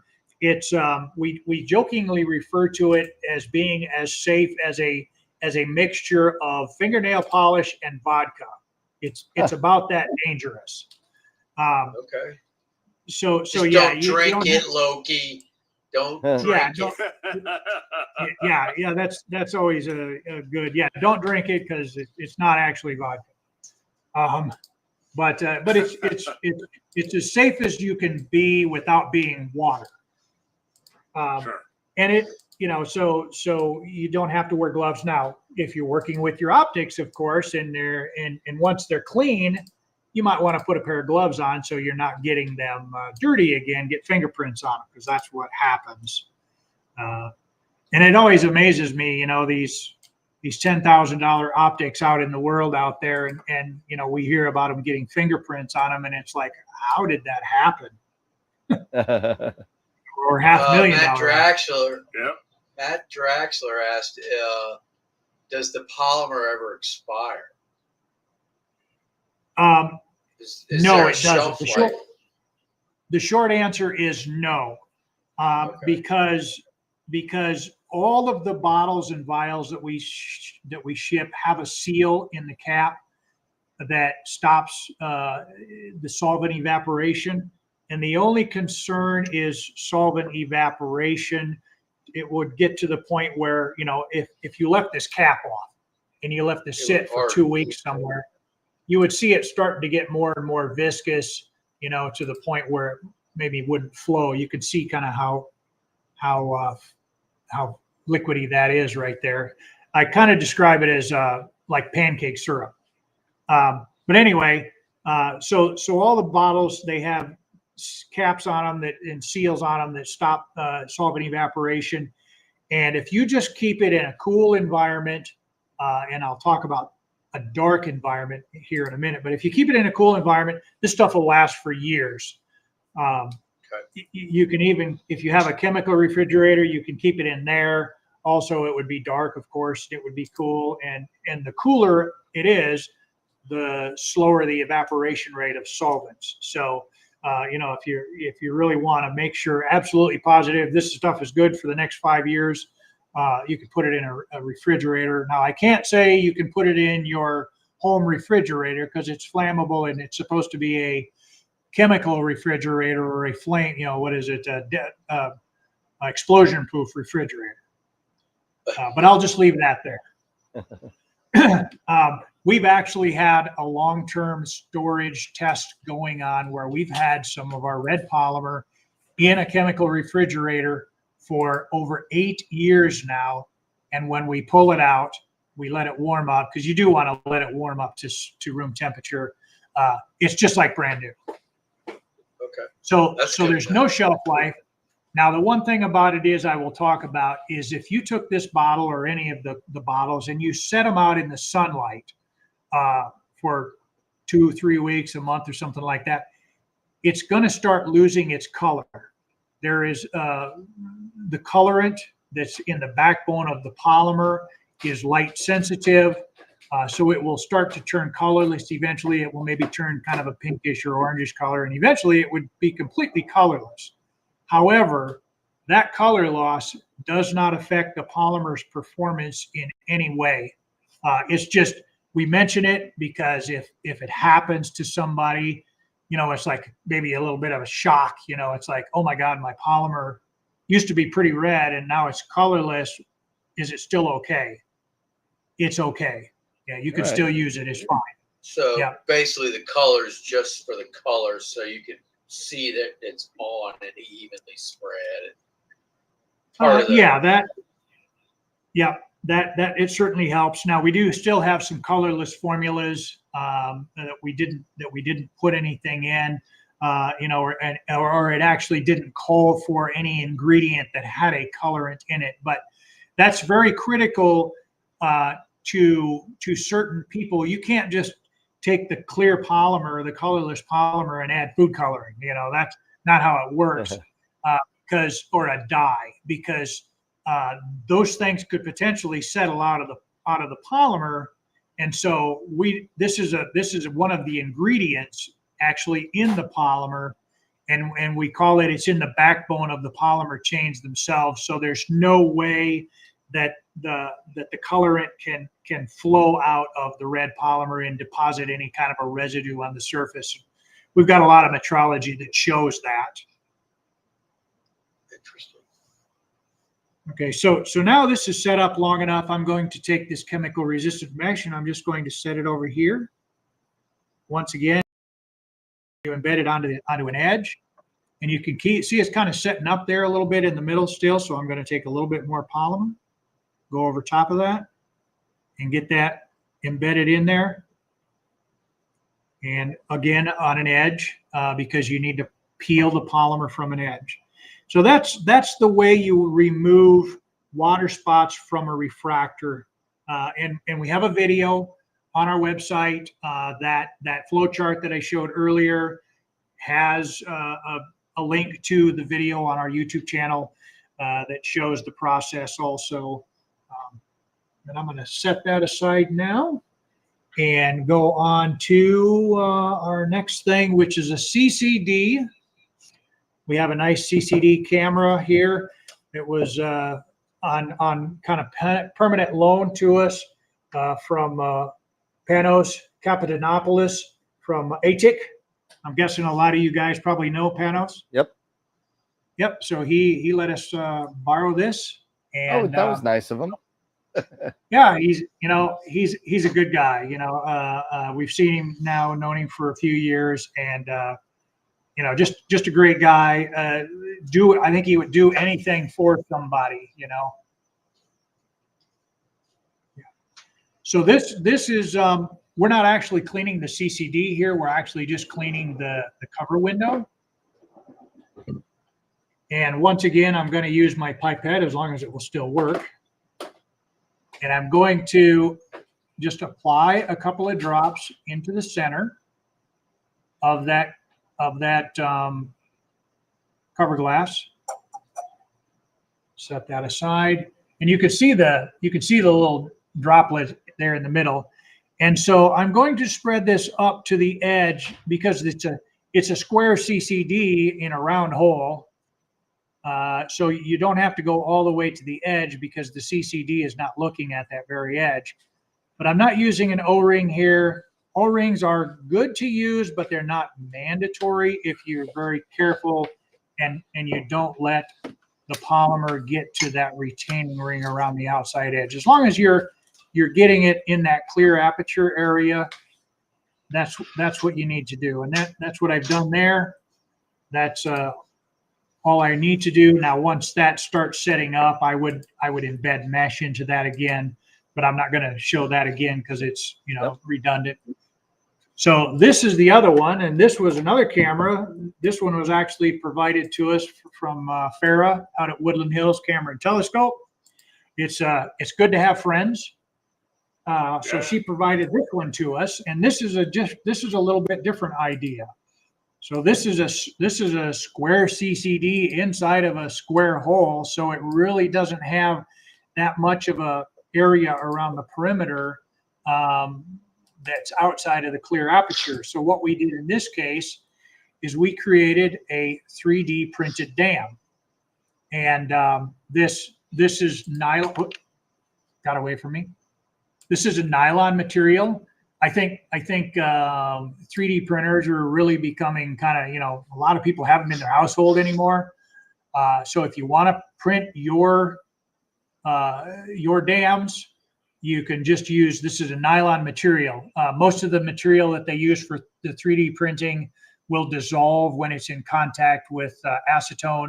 So we recommend using the nylon. And then I've already got this coated. I've already used it, and I'm just pulling it out to show how it works. But it would be the same process. You would put polymer on the bottom edge, the mating surface area, just like you would on an O-ring, and then you let that dry. You set it in place, and then you've got your dam, and then you pour the polymer in and spread it out. And once it's you can embed the floss or the mesh into the edge. And then once it's dry, you just pull that out. And that 3D dam, we've talked about getting a 3D printer and actually doing it, providing that ourselves. But it's just, we haven't been able to yet. We've just been so busy with other things that we haven't had an opportunity to do. Gotcha. So, yeah. So, and, just thinking, that's you have quite a few different cameras and camera sensors to deal with. So that may take a little time anyway to get. Yeah, exactly. I don't know how we would really, unless we actually went out to all the different manufacturers and took measurements and stuff to be able to custom make them ahead of time. We could certainly do it after the fact if we put it on as a product on our website and then tell us the dimensions, your inside dimensions of the area, and then we can do it. But we're not to that point yet. We're getting there, but we're not to that point. But just so that anybody that's out there, if you've got one or a 3D printer, or if you have a friend that does, they can make one for you, and it works. But you have to use the nylon material. I got one. All right. So anybody needs You have one? let me know. Yeah. All right. Okay, so this is the mirror that we put the pre-treatment on and sprayed a while ago. It's pretty bright. Now you can see some areas here. See if I can get a better view. Yeah, that are like right in here.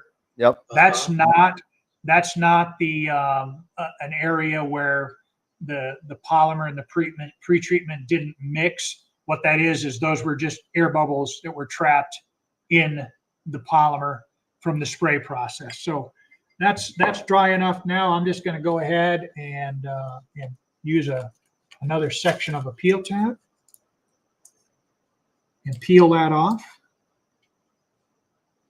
Push that down over the edge again. And this one, I'll have to chase around a little bit because I wasn't careful about spraying away from these edges. So I'm having to kind of chase it around a little bit with my fingers. But the peel tab is nothing more than getting the polymer started. And then once you get it started, you can use your fingers on the polymer, and you can see that's coming up there, and that's tearing a little bit right there. If I pull it towards the edge, it's coming off. Well, and now I got to get a little bit more. There we go. Now it's releasing. We're not quite dry in the center. Yep. You can actually see how it's stretching. Yep. So it's not fully dry, but it is still coming off. So I kind of pushed the envelope on that a little bit. On it wasn't quite fully dry, but you can see even when it stretched and it wasn't fully dry, it still all came off that mirror. So It's still clean. Norm wants to know if the polymer will damage the sensor if it gets through the glass. No, I mean, I don't really know how it would get through the glass.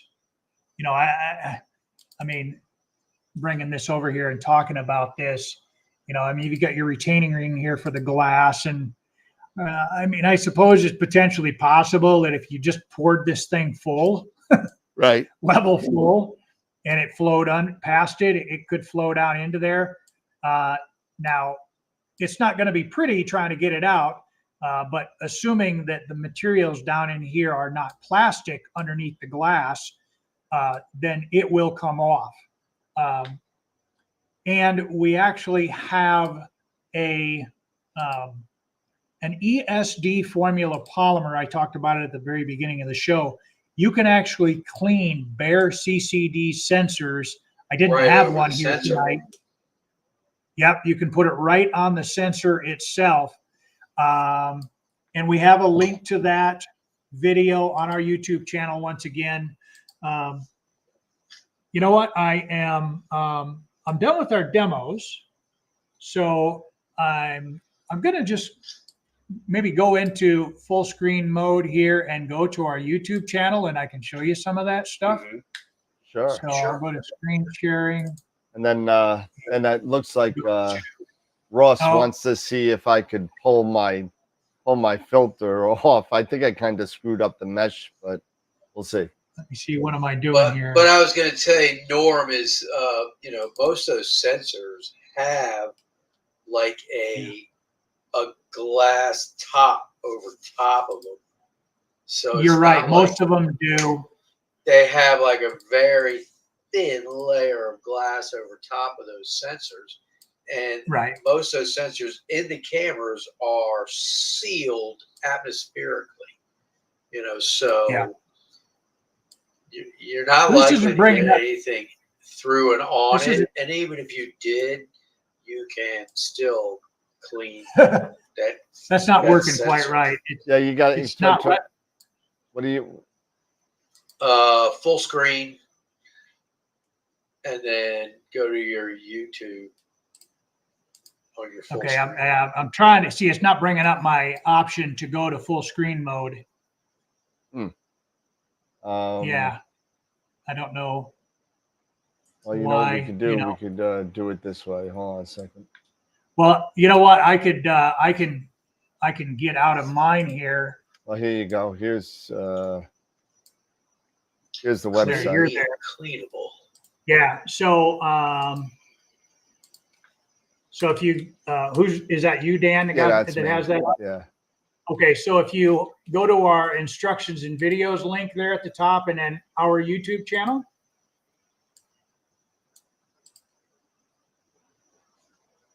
Oh, okay. So you got to click PCT YouTube, and then it will take you to our YouTube channel. There we go. Okay, yeah. So we have a whole bunch of them on here. And what were we looking for? Oh, okay. So Clean at the the very actual bottom- sensor itself. right. So right here at the very bottom line where you're at right now, Dan, you see that one, there you go, that says CCD or CMOS cover glass cleaning with first contact. And that's doing the cover glass like I was doing here. And of course we have to watch the obligatory Yeah, I know. ad first, but yeah. So this is 2.5 minutes long. I would say we probably don't need to watch that one, but I wanted to show you.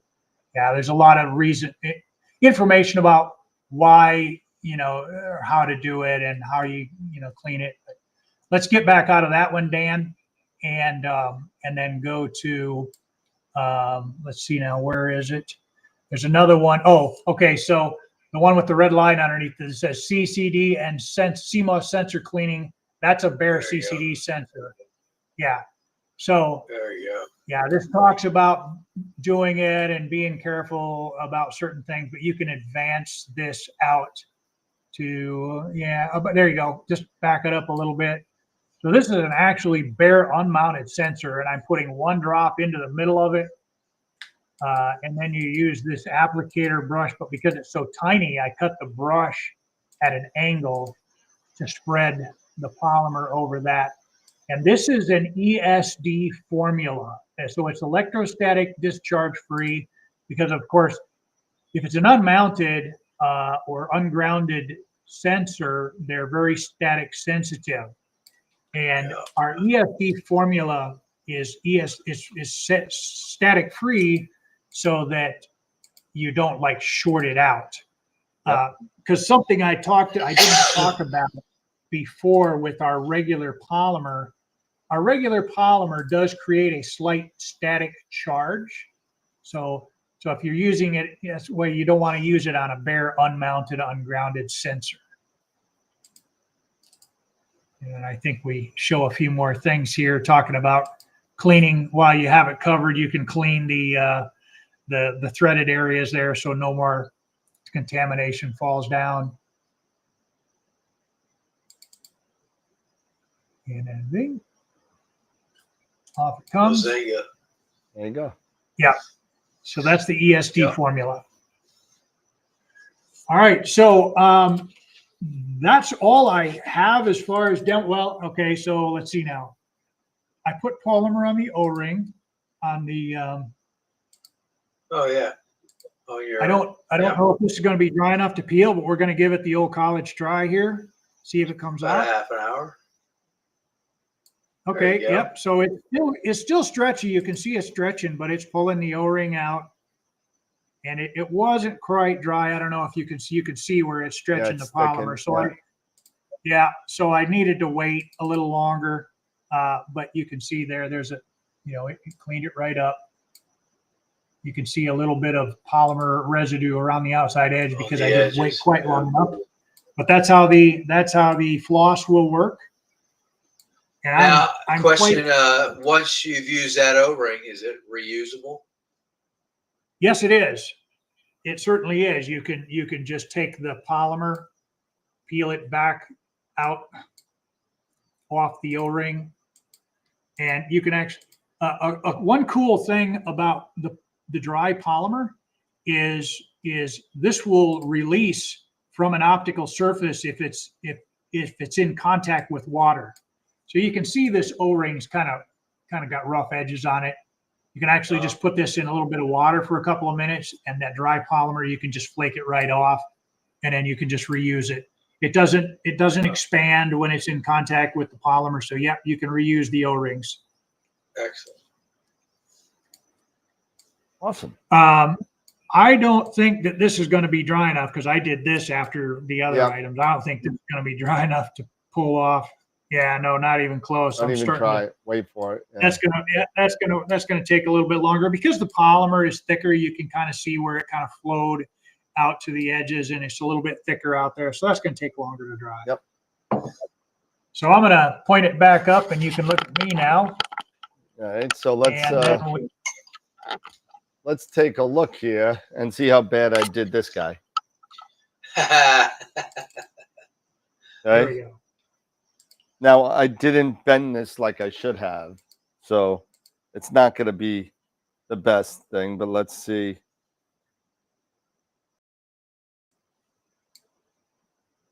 It's stuck. Yeah, so, Dan, what you're experiencing I went too deep. Is if you don't put the mesh or the floss right into the edge around the perimeter, it feels like the adhesion is incredibly high. Think of the polymer, the dry film, as a piece of tape, and if you don't try to pull tape up from an edge, you're not going to get it off. Yeah. See, so it got, in all fairness, it got all of the there was two big thumbprints here. And it's gone now because I didn't get to the edge. There's some you can kind of see right in there. Hold it up a little bit. Right in there. Oh, where you still got some polymer stuck. Yeah, right in the wedge because I didn't use an O-ring either, and it's on the sides here. You know, so I didn't But, really, you I didn't do it very well. So but that polymer on there, it doesn't hurt anything. I mean, you know, I personally like to avoid it because it's, you know, I think it's unsightly, and I try to avoid it when I can. But it's inert. The dry polymer film is inert. It's not going to hurt anything. It's just like having, you know, a piece of food wrap, you know, stuck to somewhere. You know, it doesn't hurt anything. yeah. So yeah, because I used the mesh that we have here. That's what we used. Yeah. That's this guy here. So, and the bigger brush that you were talking about is right here. This is the bigger brush. Right. Yeah. And we have some really good sized brushes. If I was, I mean, once again, you know, if I was going to clean this 8-inch, if I wanted to pour the polymer on this 8-inch like this here, or even a 10-inch, you can certainly do it and just use a bigger brush to spread the polymer versus the little bitty one that's in the applicator bottle. It's handy, but it has its limitations. Yeah, So I think so yeah. I think the last Go time ahead. you were on, Dave, you showed your guys doing one of these big monster mirrors at an observatory, and they had a huge brush and they were putting it on. It was like a broom. It was almost like a broom, exactly. So interesting story. The Space Surveillance Telescope, or the SST telescope, it was I think 2.4 meter mirrors out in Arizona or New Mexico. L3 Harris was contracted to disassemble that telescope, and they shipped it to somewhere in Colorado, I think it was, to get it the mirrors re-illuminized, and then that telescope was reassembled down in very northwestern Australia on a little spit of land poking out into the ocean. But the cool thing was, so they sprayed the first layer of polymer onto that mirror, just like, you know, we have on this one. You know, I have just one thin layer, and then once that's protected, they took paint rollers, because you're talking 2.4 meters. They took paint rollers just like you'd use it to your house, and they rolled the paint on over to get the polymer thicker, so it was thick enough to number one, protect, but number two, to peel. And so they used paint rollers to get that thick enough, and then they left that polymer in place to protect the mirror surface while they sent it up to Colorado. But yeah, so paint rollers, you know, they work. But once again, you know, you got to have a pretty good size optic before you're starting to talk about something like that. Yeah. I think I did a little bit better job coating it this time. Yeah, it looks a lot smoother. I'm starting to get those. I'm starting to get those kind of like modeling that you were talking about. Right. Yep. As it starts to dry. So now you just want to wait a couple of minutes, and I guess, right? And we'll cut a little piece of this mesh off. Right. Yep. It comes in these nice squares, and I don't know where the square goes. There's those squares here. Got my scissors here. Just cut a little. Yeah, you don't need. You have to wait a little bit, Dave. I'm not. No, I'm just cutting it. I'm just cutting it, man. Okay. You're like my wife. All What right. the hell? Give it about 10 minutes. Yeah. Rather. Bend it to a right angle. Put it all the way up against the edge. There you go. It's now. Jeez, Dan, can't you follow directions? RTFM, man. There you go. So I got it bent. It's bent and ready to go in a little bit to be laid in the polymer. So Now I guess I can talk about that too. You can let that polymer completely dry. If you got your polymer on there and then the dog tipped over, your trash can or something, and you're like, oh crap, and you come back to it a half an hour later and the polymer is completely dry, all you got to do is take that little applicator bottle and re-wet a little area in the corner, put a little bit more polymer over it, and embed the mesh. And then lay it a little bit Yep. on the top.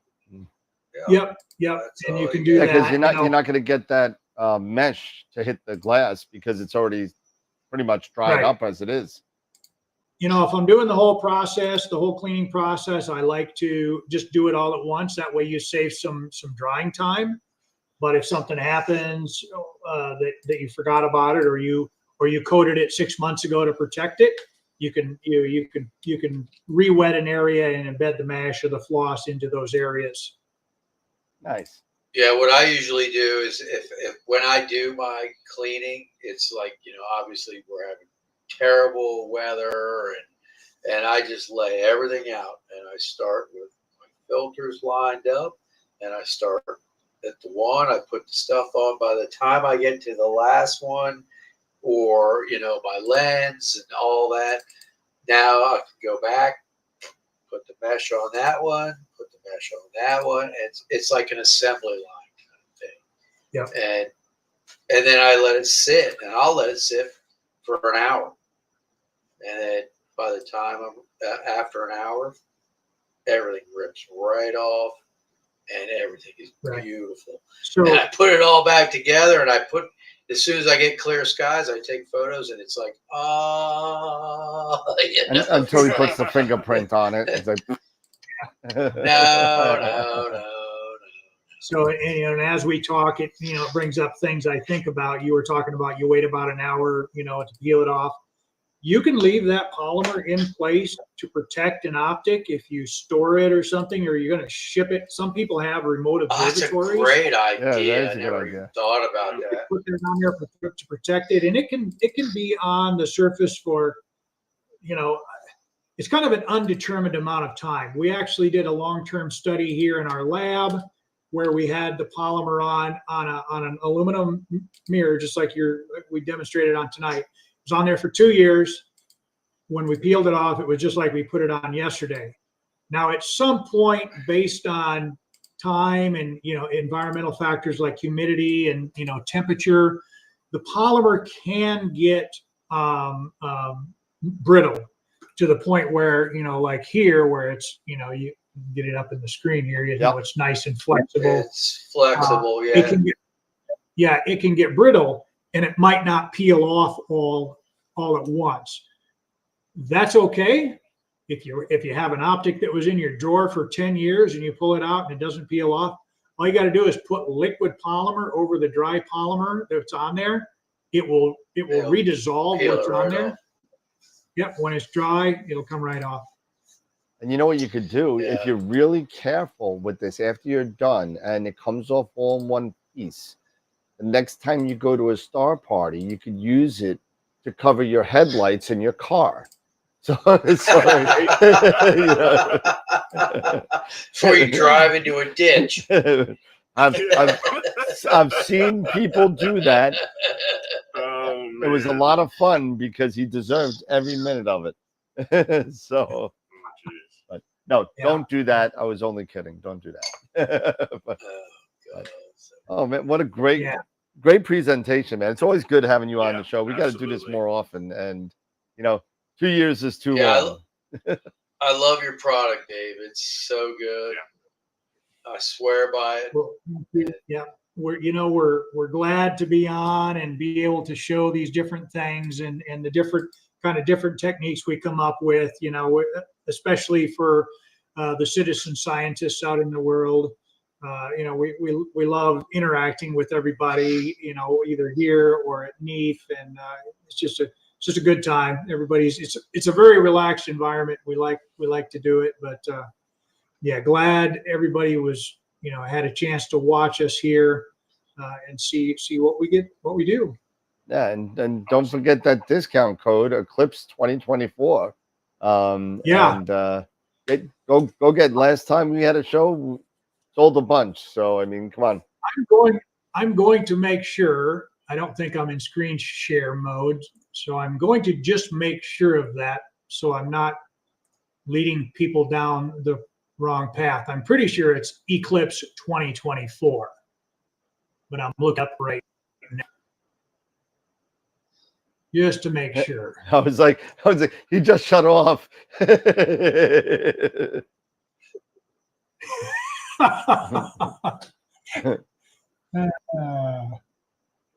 Where are we?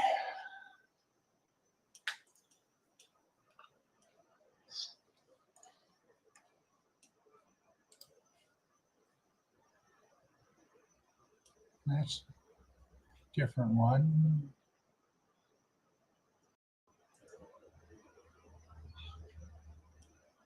Well, where the heck is it? I think it was for NEEF. Do I have it? I don't know if I had it in here alphabetically. Yeah, not there. I think it might be on page 3.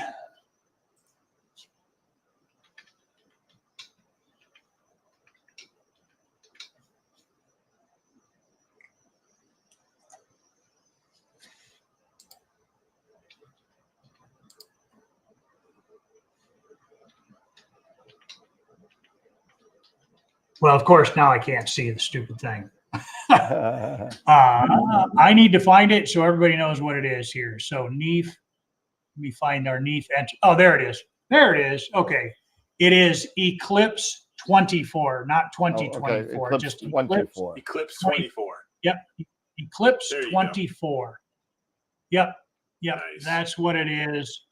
And that goes until the end of November.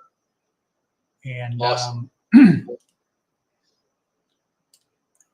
yeah, so it's good for a while in case somebody needs to take some time to get some order, put it in order. And I would say to anybody, if you want to order,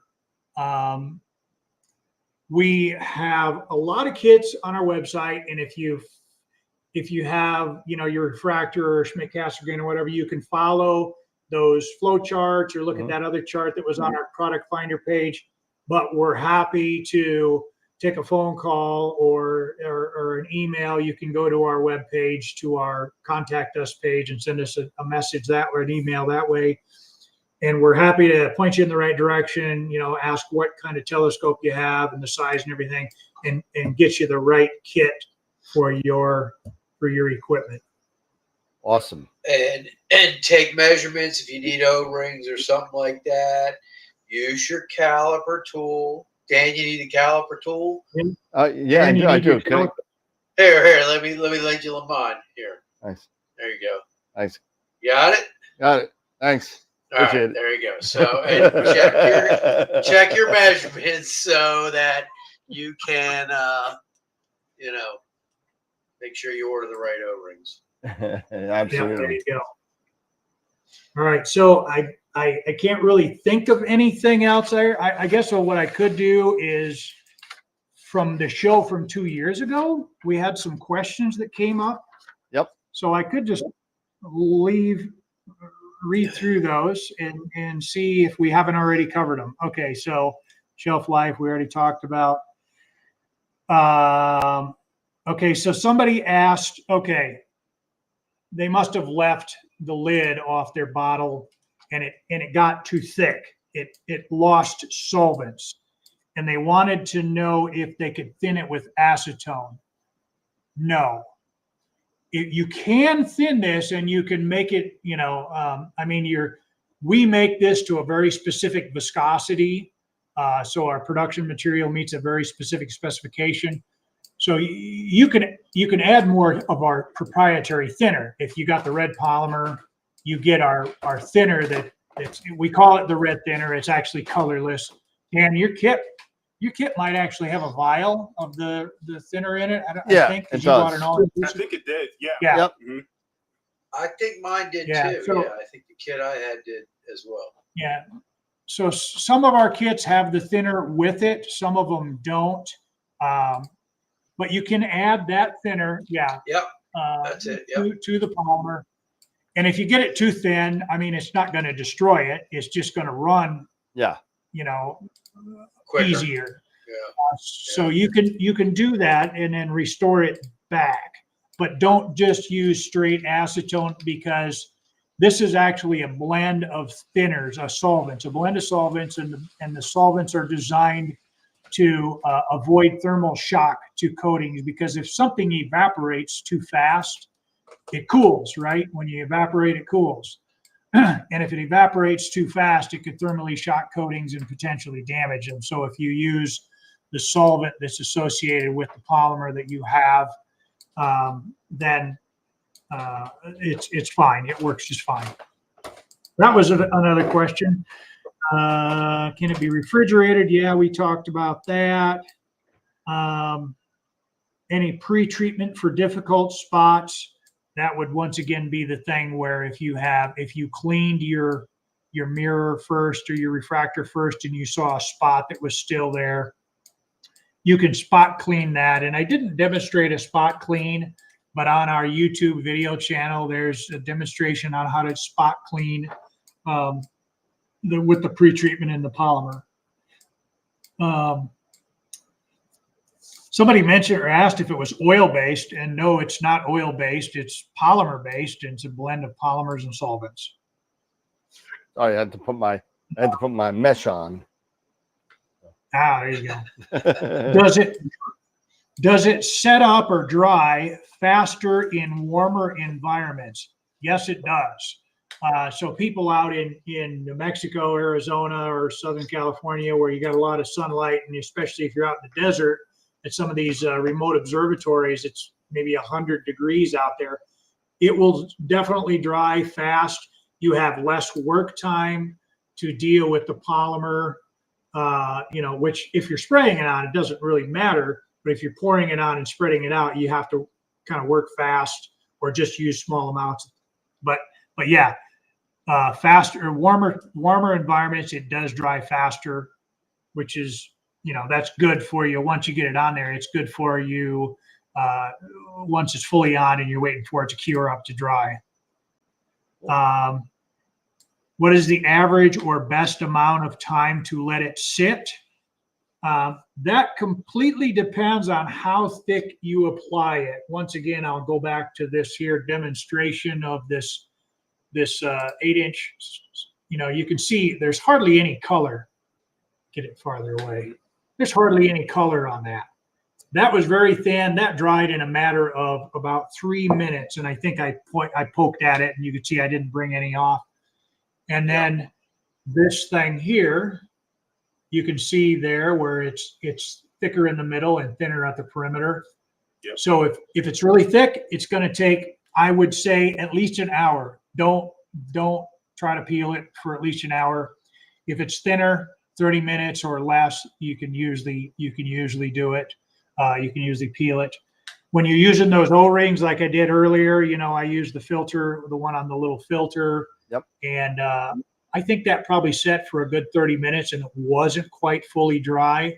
So I would say when you're using an O-ring, because the polymer has a tendency to kind of sit around that perimeter, especially if it's a refractor, wait at least an hour. It doesn't hurt to let it sit overnight. Yeah, you can let it sit overnight, come back to it. It doesn't hurt it. Yeah, and that was all the questions. Don't do this on a day where you think you're going to shoot that night. Do it on a day where Do it on a cloudy day. Yeah, I got nothing to do. I'm not using this equipment for at least 24 hours. Yeah. So that way you know you can do it, let it sit there, and just leave it. Yeah, you're not rushing. You're not rushed. You're not under a time crunch, and you can kind of take your time to learn as you go. And then after you've used it, Dan, that's the first time I think you've actually used it, isn't it? Well, not the first, but pretty much, the third, I think. Okay. So as you get using it, you just know how to use it. You're better at you're faster at applying it, and it just goes easier. That first time you use it, there's kind of that initial shock of, oh my god, a little bit of a learning curve. And there's a little bit of nervousness to it because you don't know how it's gonna. You don't want it to run over, and you don't want it to do certain things. And even though it's going to be okay, there's still that anxiousness of when you're dealing with optics, and a lot of people do have that.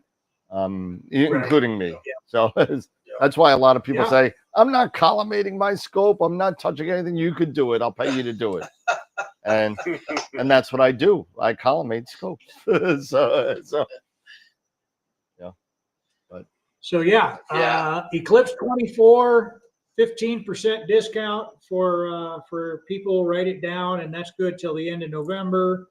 Of course, by then we're going to be just about at NEAF again, and we'll probably have another NEAF discount going on. So in April, Yeah. it's gonna happen again. So yeah, I'm so excited. This will be our third NEAF with the table. Yep. So it'll be our second for the store, our third for the show. And it looks like, and if I have my druthers, as my wife would say, we are going to do, usually we're pretty good friends with the guys from Prima Luce. So we go to dinner all the time with them, and whenever they're in the area, and me and Tom Bramwell are very good friends. And so originally in the first year they had two booths, we had one right next to each other like this. And then we thought that last year we were like, let's do a back-to-back and make one big booth, and we could do that. And then all of a sudden we realized that they run the cables through the middle of the booth. So it created a tripping hazard. So it didn't happen. So the next this year coming up, I think we're going to take all 5 that go across, and we could just make like 2.5 of each of us. And we're going to split the cost, and it's going to be pretty cool. We're going to have that whole row. So nice. So we'll see. Yeah, if you've not been to NEAF, we highly recommend to go to see all the neat stuff, meet new people out there, and yeah, it's great. It's a lot of fun. It's a lot of fun. And if you're really good into the tech stuff, and you're a budding astrophotographer, on that Monday and Tuesday after NEAF this year, is going to be NEAC, there'll be plenty of presenters, and Warren Keller, Pete Proul, and Ron Breacher will be there from Masters of Pix Insight. TJ Connolly usually gives a discussion. Nico Carver as well. So there's a lot of people that do presentations, and there's also nighttime workshops too. So weather permitting. So check it out. And it's early this year, right? It's the 5, 6, 7, 8. 5, 6 is NEAF, and 7, 8 is NEAC. Yeah. Of April, though, right? April, yeah. First week in April. Yep. Might be able to make it this year. Well, there's no eclipse this year, so you better. I don't want to hear that you're golfing. It had nothing to do with it. You could golf in New York. There's plenty of nice golf courses. But it's Saturday, Sunday, so I can do Saturday, Sunday, no problem. Well, do Saturday, Sunday, Monday, Tuesday, and just make a little vacay out of it, We'll see what I can do. Tell your boss you're taking 2 days off. Would you stop? Work is overrated. Let's go. Come on. I agree. But anyway, Dave, great time as usual. Thank you so much for hanging out with us again. And I'm telling you, I'm going to hit you up after NEAF, and we'll do it again. Let's do it every. Charles Bracken comes on once a year. We could have you come on once a year. We have Astropalooza coming up in December, so that's going to be crazy. I was flaunting with moving it to the Saturday after the 7th, so Eric could watch his Army Navy game. But and you know what? And feel free, Dave. Every Wednesday and Friday, just hop on. If you want to just tune in, on the chat. Chat with everybody. I mean, we have such a great time. It's a lot of fun. And we really appreciate you. We really appreciate you coming on and showing you and demonstrating your product. Everyone's giving you thumbs up. Great presentation. Thank you so much. Happy to do it. It's a good time for us here too, just to talk with you guys and be able to answer questions that anybody might have, because even old time polymer users, old customers still, they come up with questions. So happy to be here, and we'll certainly come on again whenever you want us on. Absolutely. Yeah. Like I said, We'll talk after NEAF, and maybe we'll get you on in May, June, or something like that, and we'll get you back on. All right. All right, sounds good. Cool. Everybody, Thank thank you. you so much for hanging out. What we do at the end of the show is like a little final thoughts things, like Jerry Springer kind of thing. So, Eric, you got any final thoughts tonight? Yeah, just real quick. Don't forget to check out our Oh. website, AstroWorldWeb.com, and our Image of the Week contest. We have 5 experienced imagers Wow. that have submitted images. Actually 4. There's 2. One submitted 2. So we have 5 images for folks to vote on, as well as we have 2 novice images.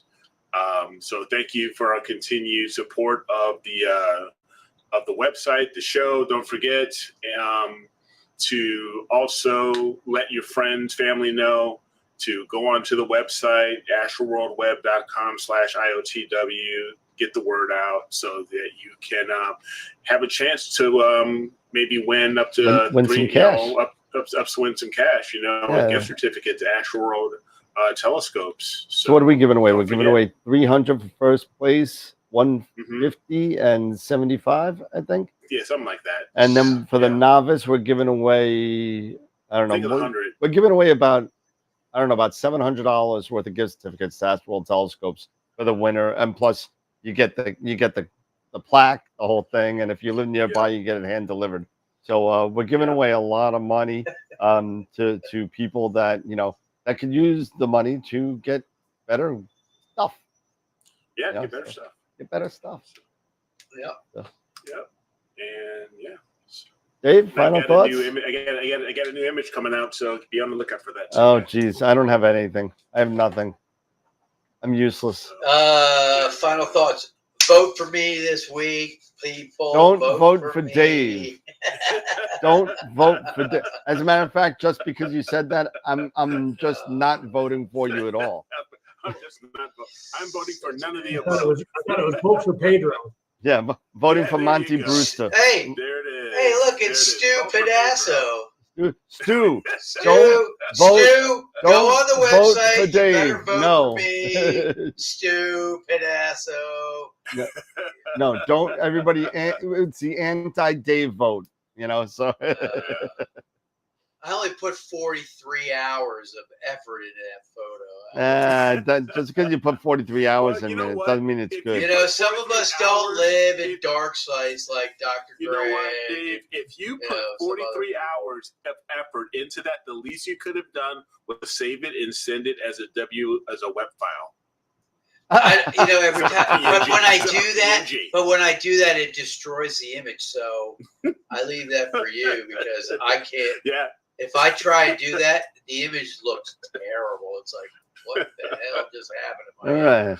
Oh, good. But anyways, Dave. Thanks for coming on. Appreciate it. Thank you. I'm a Welcome, huge guys. advocate for your Thanks a lot. product. I've been using it for the last couple years, and it's such a nice thing to have. And, it basically blows anything away that's out there on the market. People are like, oh, you just use this, or you just use that. You have to use a lint-free towel. You use Dave's stuff, and get the first contact.